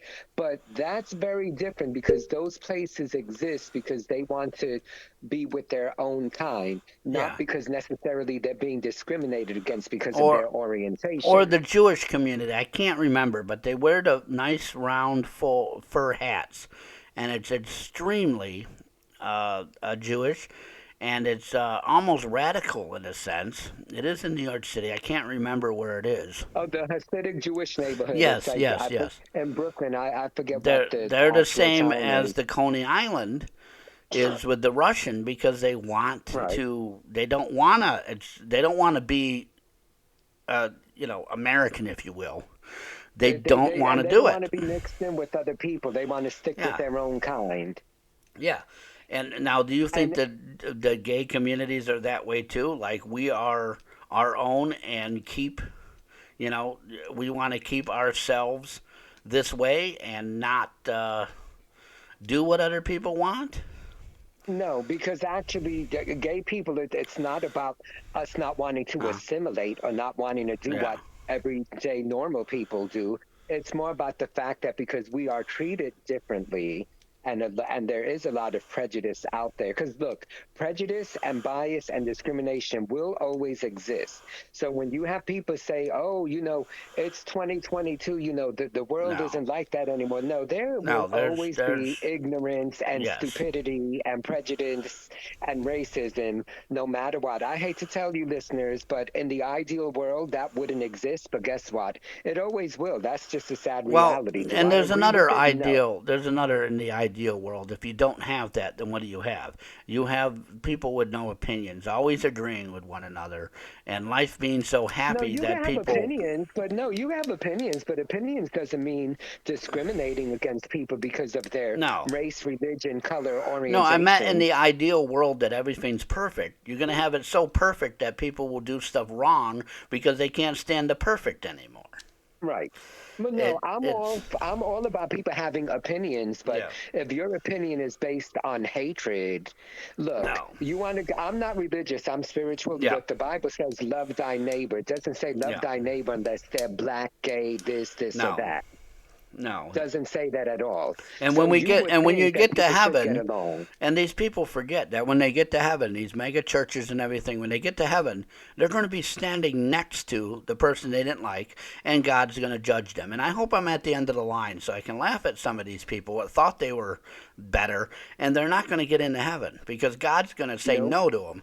And there's an old saying I have: Hitler's going to get in before any of these people will get in because they're that bad. But and it's good, and we're an example right here. We both are very different people, and here we're having Right. a show together without being mean to each other, without disagreeing with each other, or having a disagreement, and being able to say, okay, yes, I see that, or no, I don't see that. I think it's a lost thing in this world today that people can have discussions and get mad and say their opinion and not like the other person's side and then have a handshake and go back to laughing and going back to playing pool, at the pool table without fighting, without being mean. And I'm going to give an Right. example. I may not like homosexual, the flag. I think it's, I don't know what the word for it is. I think it's over expressing it. However, I know people that disagree with me and will shove the flag right in my face and say, there you go, buddy. But I can, to these people that I know, I can say, okay, and we can have a good laugh afterwards. And no, there's a lot of other people that if you shove the flag in their face, they're going to fight. They're going to rile up. They're going to, and I think it's wrong. And I think that something needs to be done to change this. But I just don't know how to do it. Now, with that being said, do you see changes now that, like you said, oh, it's 2022. Do you see changes, or is it still that people can't get their head out of their behind, out of their ass? I'm going to say it. Why not? They can't get out of their head out of their ass and look at stuff differently. Well, you know what? I think the tolerance and people's minds have opened up a lot more. I think things are different for the better than it was decades and decades and decades ago. Yes, in the '60s, gay bars would be raided, and you would get arrested for being gay, or you would get arrested if you were a man and not wearing the clothing that was appropriate to the birth that you were assigned, the gender that you were assigned at birth. That doesn't happen anymore. You could dress in drag and not get arrested. So yeah, things have changed, but no matter what, there is always going to be a percentage of people that will always be ignorant, that will never ever think differently no matter what. So yeah, things are better like as a general rule, but is racism or discrimination ever going to fully go away? No, it won't. That's the sad reality. So yeah, it is better. As for the whole flag thing, look, I don't. It's not like I have a gay flag hanging out of my apartment, but the same way that Americans, oh, I'm proud to be an American, and people are wailing their flags all over the place. I see nothing wrong with if someone wants to have a gay flag to say, I'm proud that I'm gay. Because guess what? I am. So the same way that you're proud to be an American, or each country has their own flag and people wave that flag because they're proud to be of that country, well, then why can't people be proud to be gay and have a gay flag? There's absolutely nothing wrong with it. Well, Now you don't have to like it, but you don't have to like it. I'm But also you the but person that says over patriotism is wrong too. right. You can't say America, because I tell people, and it may upset audiences, I don't know, but look at the Irish. They came over on Ellis Island, and they were immigrants, and now they're Americans. So you know what I mean? America did Right. not start by, oh, we're all Americans, we're all Americans. No, no. The Right. British came over here, probably did horrible things to tribes and innocent people that didn't even deserve it. And, now I obviously, I'm an American. We wave the flag around. I don't want America to have any troubles. A lot of things are happening now in the world. But I also think there's a limit where you sit back and say, you know what? These people have a right to be here too. Like you said, if they would, I don't know that word again, assimilate, or if I'm even saying it right. Assimilate. Yeah, if they Yep. will, do stuff. I have that opinion too. If I jump the border of Mexico, I'm not going to have a good time. I'm not. Uh-huh. If I jump the border in Canada, let's just use Canada. They're not going to accept me. Oh, no, no, you're going back, or you're a tourist or something here, because if you're going to live here, you're going to do what we want, not you.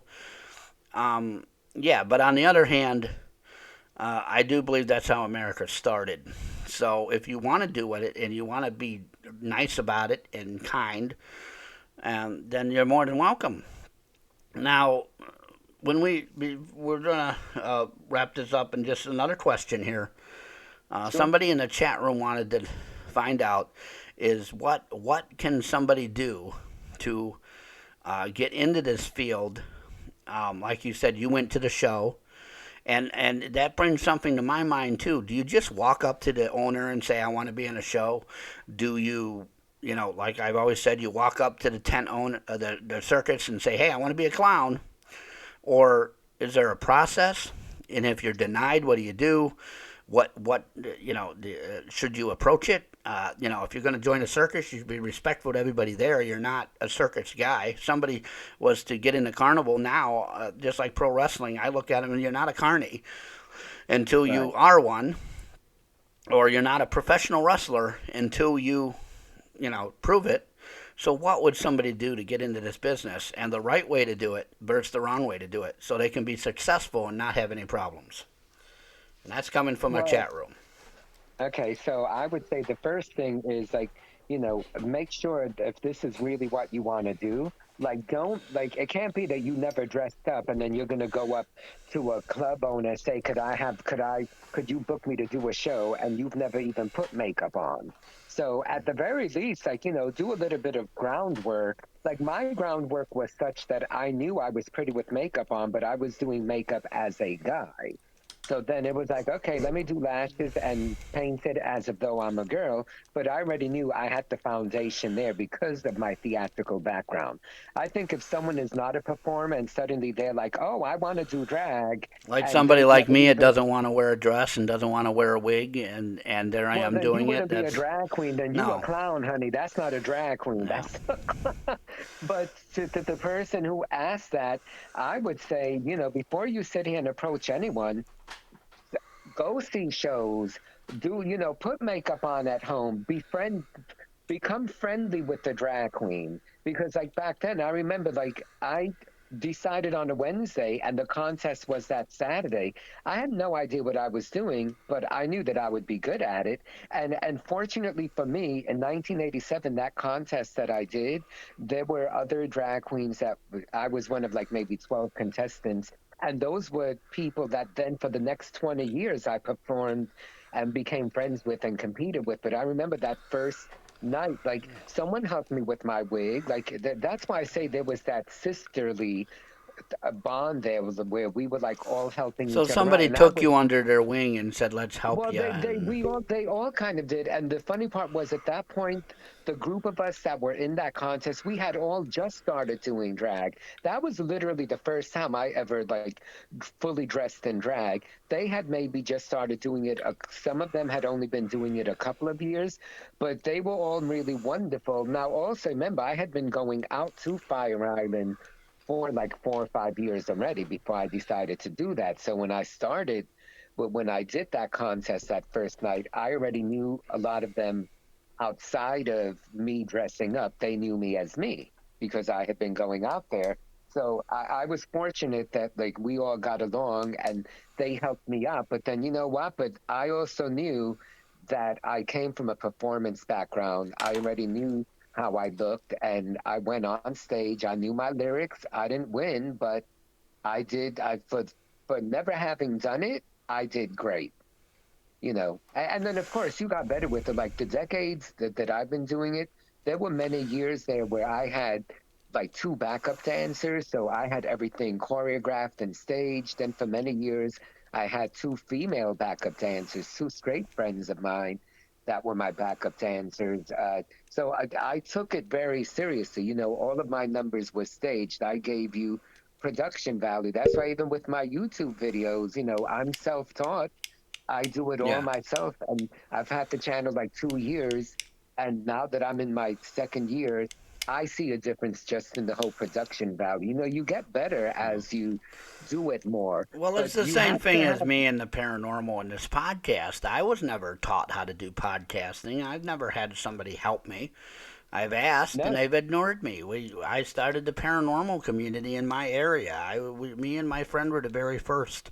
And there was a lot of times I wished I had somebody to tell me, am I doing it right or wrong? Well, you fail, you fail. But in Right. today's world, failure is not like it was. I'm sure then if you failed or went out and had a bad dance number, everybody had to laugh about it. Now it's like, oh, that guy Right. doesn't know how to dance. Oh, boy. But But you know what? And that was the whole thing. Like for the 4 years that I would see these drag queens, not a lot, but there were a handful that I was like, dude, you don't even know your words. And I would actually say I could do so much better than that.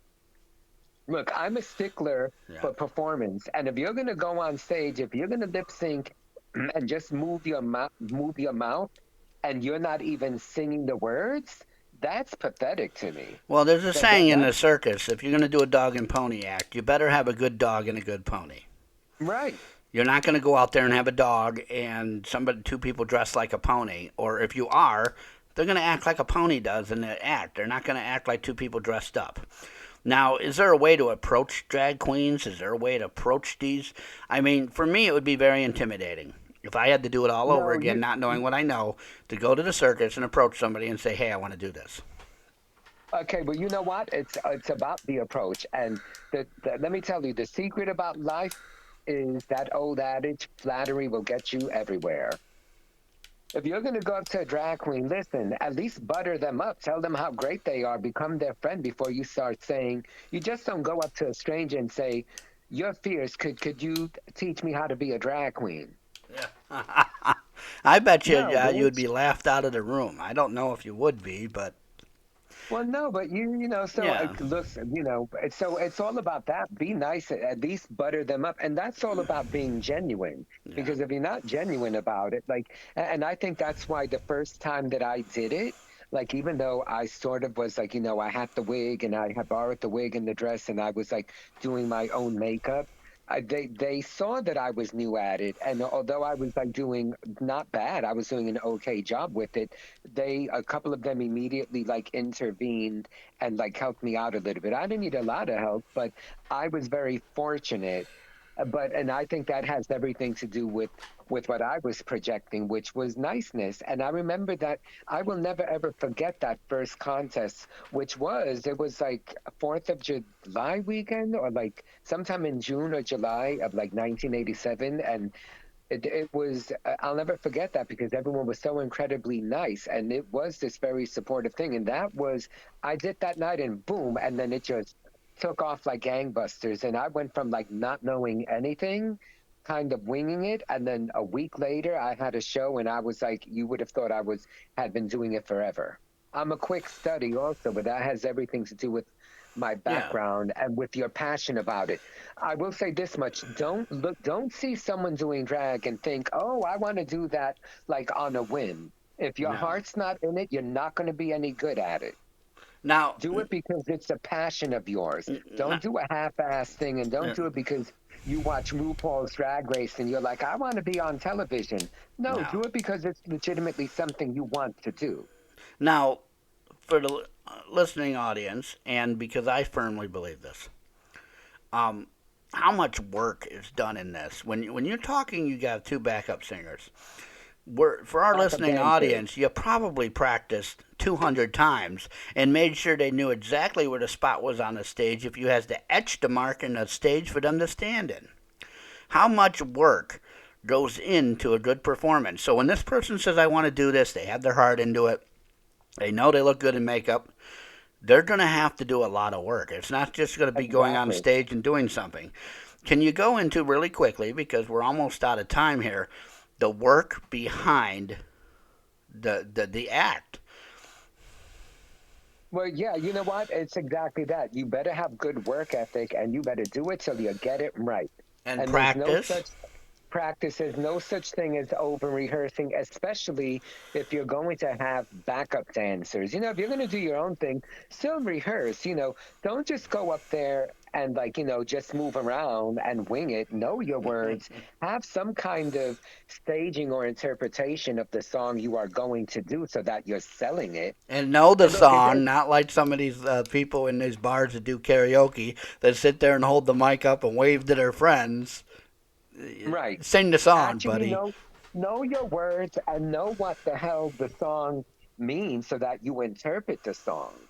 But that's just called work ethic, and that's called having some kind of creativeness to it. Well, Know how to do your makeup. what I'm trying to get at is if this person really wants to do it, it's not going to be put on my makeup, a dress. I go on stage, I look nice. I mean, going. I don't know what it's like, but when in the circus and professional wrestling and other things that have more than one person doing it, if you mess it up, if that girl turns around at the wrong time, if the song is done wrong, if the lighting is wrong in her eyes, something's It's going to bad be going a to mess, happen. And right? don't get your two friends that you think are really cool and they want to go on the stage with you. Find somebody that knows how to dance. Find somebody that's going to Right. work with you. Hey, you know what? I'll buy your drinks tonight. Let's, do this seriously. Not with your two friends that can dance behind you and look cool because they want to have a time at being the showman. Right. We had a guy in Yeah. a, No. sideshow that did that. His wife wanted to be in the act, and he was a magician. His wife was the worst assistant I have ever seen in my entire life. The worst. She didn't even know where to stand. They did the box cutting in half, and she's like moving around in it as the saw is moving, and I'm like, good God. Man, Yeah, no, that sounds pretty bad. No, and of course, if you're going to have any kind of backup dancers or do an actual production, make sure that they are equally as good as you. And make sure that you are the best you can be. And that takes work, that takes practice, that takes a lot of time and thought and really planning it out.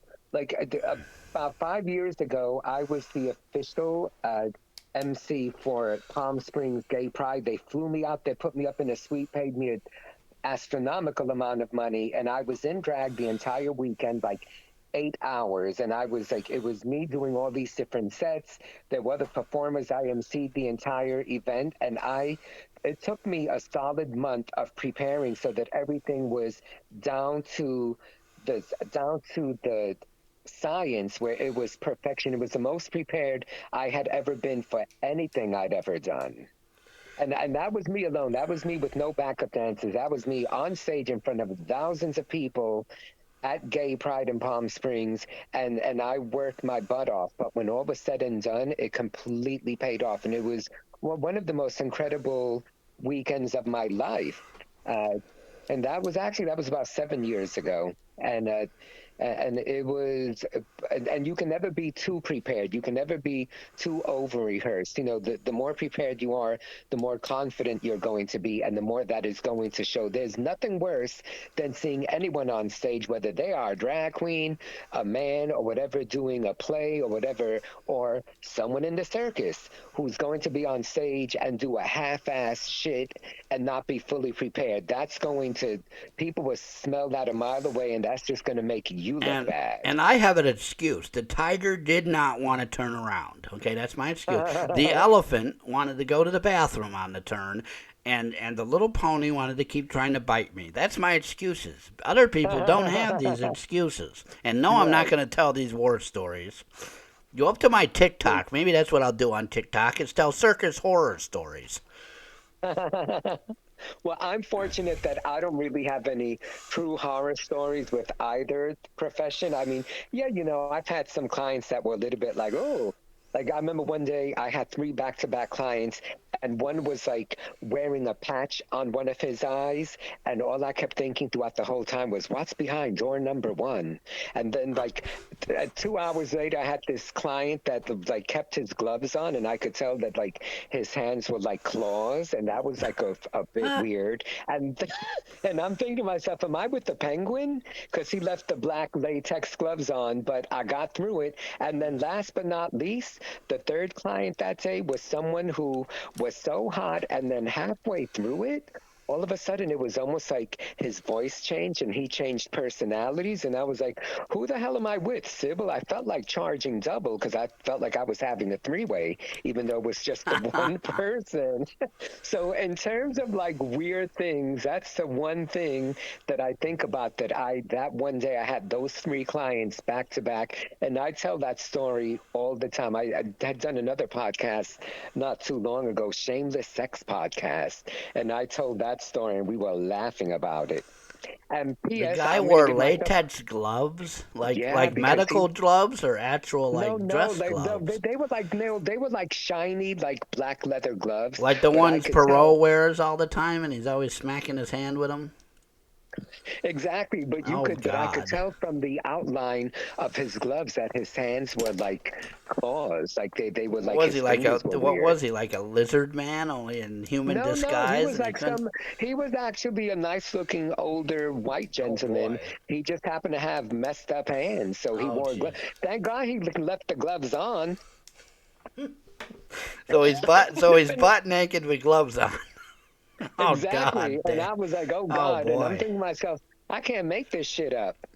No, no, Now, you you really can. Now, viewers, if you want to get some really juicy stories and uh, read about my life, I did at the age of 50, which is 7 years ago, I self published my memoirs, which are called The Life and Crimes of Fiona St. James. now where would I And get that book? Because I might just get that. Just to okay, you know, so have it. I am You self, autograph I it am, for me by any yeah, of chance? course, absolutely. So I am self-published. I have a website for it. So if you actually go to either Fiona St. James, Saint is ST without the period, or Fiona in Oz, or The Life and Crimes of Fiona St. James. You can actually order it. I fill my own orders. So the book is only $14.95 plus $4.95 shipping and handling. Even my What envelope, I put a handling? lot of What are you handling? You're putting a box in. You're putting a book in a bag. That's not handling. I'm putting a book in a damn bubble wrap bag that costs like $4 each envelope, and it's shipping. Well, no, the envelope isn't that much, but costs you money to Oh, ship I it. hate it when they Even say shipping and handling. What are you handling? Handling means you have a warehouse and you have to pay a guy with a forklift to no, get it on handling means that it five takes rows time for up. me to put it all together, and there is the postage. The postage ain't cheap. It's $4.95, and you know what? It costs me like almost like in the actual postage itself, it's almost like $4. So I'm Now, not how making much do any you money get off. for? Now, how much do you get for the book at 14.95? Okay, so when I don't like discussing finances, but I'm just I will wondering say if this I much. ever made a book, because people tell me I should write a book. Now, God, just put my Well, name on it or something. I don't know what the name of it would be. I don't even know how to publish it. But real quick, what does an author get for that book?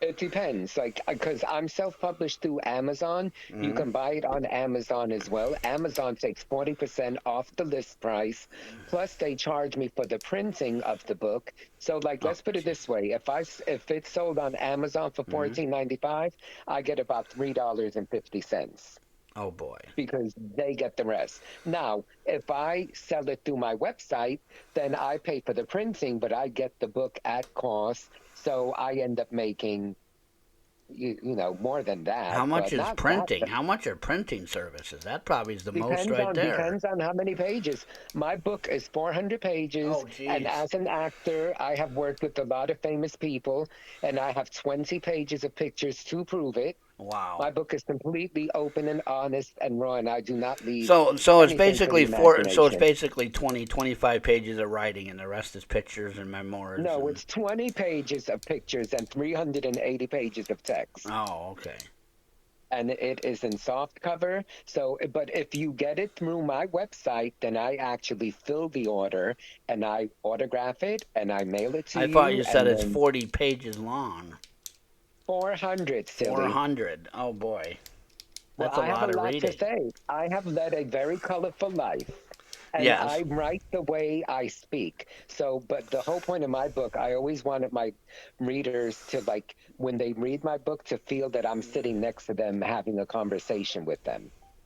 I'm Okay. proud of my book. Look, I don't know how many people at the age of Yeah. 17 said, when I turn 50, I'm going to write my memoirs. And Yeah.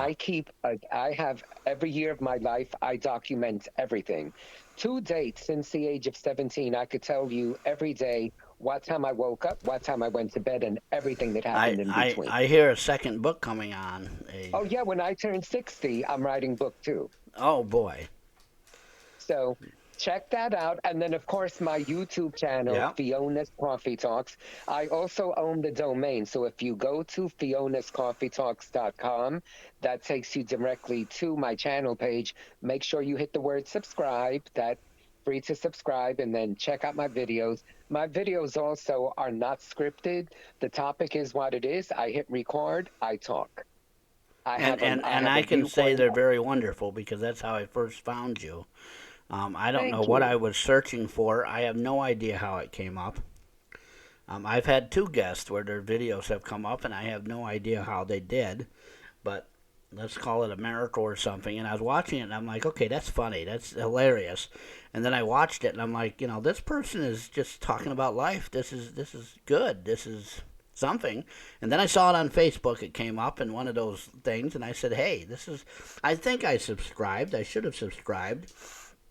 Um, Well, if you haven't, make sure you do, and I hope all of yeah, your viewers do as well. Yeah, no, I'm proud of it, and very much like you, Brother Wade, I was self-taught. I didn't yeah. know anything, but I do all of my own filming, Well, editing, a lot of thumbnails. the self-taught people are because we have our own techniques of doing stuff. We have our own way of doing stuff, and I find a lot of times when I watch a video, the way doesn't work, and then I'm screwed because the way didn't work for me. It just wasn't right, and it's kind of like in your drag queen. If somebody says, "Well, I want you to wear your wig this way," and you're like, I've worn it this many years this way. I'm not doing it because it's not going to work for you. But Right. also being self-taught, you miss the, I guess, the professionalism of, of somebody saying that's wrong, don't do it, you're gonna fail. I failed. However, it's the journey. And this Right. podcast is one of them. If I failed at this podcast, we've had a couple times where guests didn't show up and I had to quickly fill in something. But you know what? It taught me I got to be prepared. I got to almost book like a plane flight here, 2 people every week, but we're getting better. So uh, Yeah, and you know what? Like I think for me with my YouTube channel, I'm gonna leave you with this thought. My favorite part of any drag show that I've ever done, which it's been 35 years, apart from having like my backup dancers and I love performing, my favorite part has and always will be when the number finishes and in between my numbers when I speak on the microphone, I never have anything scripted. I just know, give me the microphone.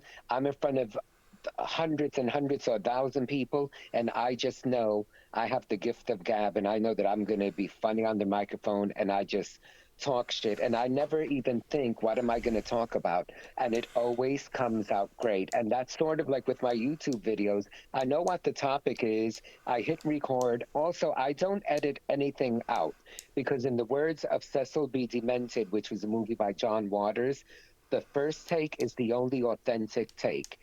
That's because that's what you meant to say. yeah, So I would never ever edit anything out or reshoot a video because what I said initially, that's what I meant to say. And if you speak from the heart, and yeah, if you're not like grotesque about things and a kind, considerate, evolved human being that just wants to give you a viewpoint, yeah, then me having this platform to do so, just like you having this platform to do yeah. so, I think it's only wonderful. So kudos to you, Brother Wade. And I don't, and I have never been one to rehearse. You would think I'm a nightmare. I've always said open the curtain and go out. But I've always had animals to work with. I've always had a podcast where if something goes wrong, tough. And I think that's the thrill. That's the thrill of Yeah. not rehearsing. If I'm right now and something goes wrong, if like right now the thing just skipped, or you now just went away, uh, we're not on there anymore, or nobody's called tonight. Um, but guess what? People can listen on, and I told you the reason why I like the YouTube. Um, that's what I think the thrill of not rehearsing is. The thrill of not having to sit here and have a script. I do have a script. I have questions I ask, and we go anywhere with those questions. They're normally the three main questions. But tonight, it was just like tonight. We got a little discussion, a heated discussion about stuff. But that's the way it is, and that's the way it And should be. yeah, because that's two adults giving their opinions, and I Yeah. think for the most part we're on the same page. And I will say this much: I've enjoyed talking with you, and if you ever wanted to have me again, or suddenly you have a guest and suddenly he or she doesn't show up, Yeah. you know, call me and say, Fiona, I need your help, and if I'm Yeah. available, I'll be like, let's do it. Yeah, We could always think of I something to didn't talk have about. anybody last week because of the simple fact the person just didn't show up. I thought they were. Everything was planned, and they didn't show up. But like I've I always know, and I said, felt so bad because when you how does anybody get paid if they don't show up to stuff? I mean, some of these people have exactly, actual careers. How are you making any money if you're not showing up for your engagement? where they're probably broke and homeless. No, no, these people are not. They're professional, nice individuals like yourself Well, who they just can't be didn't that show up. professional. But they can't be that professional. Well, you know what? Again, Well, that's they were called work professional ethic. before they did that. They were nice professional people like yourself before they did that. And I'm not going to say anything bad about them because I don't want them saying anything bad about me. Things Right. happen. Let's just pray. I have not heard from the person. Let's just pray. I hope Nothing they're medically okay. happened or bad happened. Let's hope they're all right. Let's hope we don't find out something bad news. Yeah. But I'm going to say I'm not happy with the situation. But I learned another lesson is that maybe I should go on a rant. I went on a Twitch rant because nobody showed up. So that was one of my best videos so far is my ranting about Twitch. And now everybody wants me to rant about other people. And So that's so. And then I felt so bad because I saw your message the next day when you were like, "They didn't show up. Could you do it?" And I was like, "Oh shoot!" And I didn't see it till the next day. And I was like, "Sorry, yeah, Wade. well, see, I what? I tell people I try to plan 2 weeks out because I can't even think of more than 2 weeks. But I know 2 Mondays from now what I'm going to do. Now, we Right. didn't rehearse this. People don't Nope. realize that I just sit down and I talk with you. For whatever, we just talk. We're not. I have questions I ask you, like I said, that are normal. Other than that, we talk. The subjects or anything on this show, and there's subjects that people don't. The mainstream human being is not of what do you call it? Entertainment, radio, television. The producers, these people don't want to hear these subjects, and they Right. need to be told. They need to be talked about, or they're opening the minds of people when we sit here and talk about this, because there's somebody somewhere that's going to listen to this program and say, oh my God, either they get in the drag field or they don't, or maybe they're having a hard time, or maybe they feel depressed and they want to stop, or they don't know where to go. Somebody's going to hear this show today and say, wow, you know what? Or have a different opinion about the prostitute, or have a different opinion about Right. some girl that's on drugs that needs help. Instead of making fun of her, telling her to go away and making fun of them, if you can help them. There's some people out there that obviously don't want to help, and it's dumb and it happens. But Right. so, thank you for coming on tonight. We enjoyed the show. I enjoyed being here. I Uh, did as well, and I can't thank you enough for having me. And I look forward to doing it again. And for all of your viewers listening, thank you for indulging me and indulging us, and for sticking around and having a nice time with us. I hope you guys did. I did, and I think we did. So, And as always, my email, cwlawrence01@gmail.com, my website, www.iambrotherwade.com. And I will see you next time. oh, hold on. And my website, too, apart from Yes, my book and my YouTube channel, my acting website is my actual name, jamespalacio.com. And my email is Fiona in Oz, Fiona in Oz, OZ, with the number one at gmail.com. In case if you have any questions or whatever about my book, and by all means, check out my book, order it if you feel like, read the about the author and the synopsis, and then if you do get it, enjoy the read and check out my YouTube channel. that's right, folks. And we'll see you next time. All righty. Thanks so much, Brother Wade, and thanks so much, listeners. Looking forward to the next time.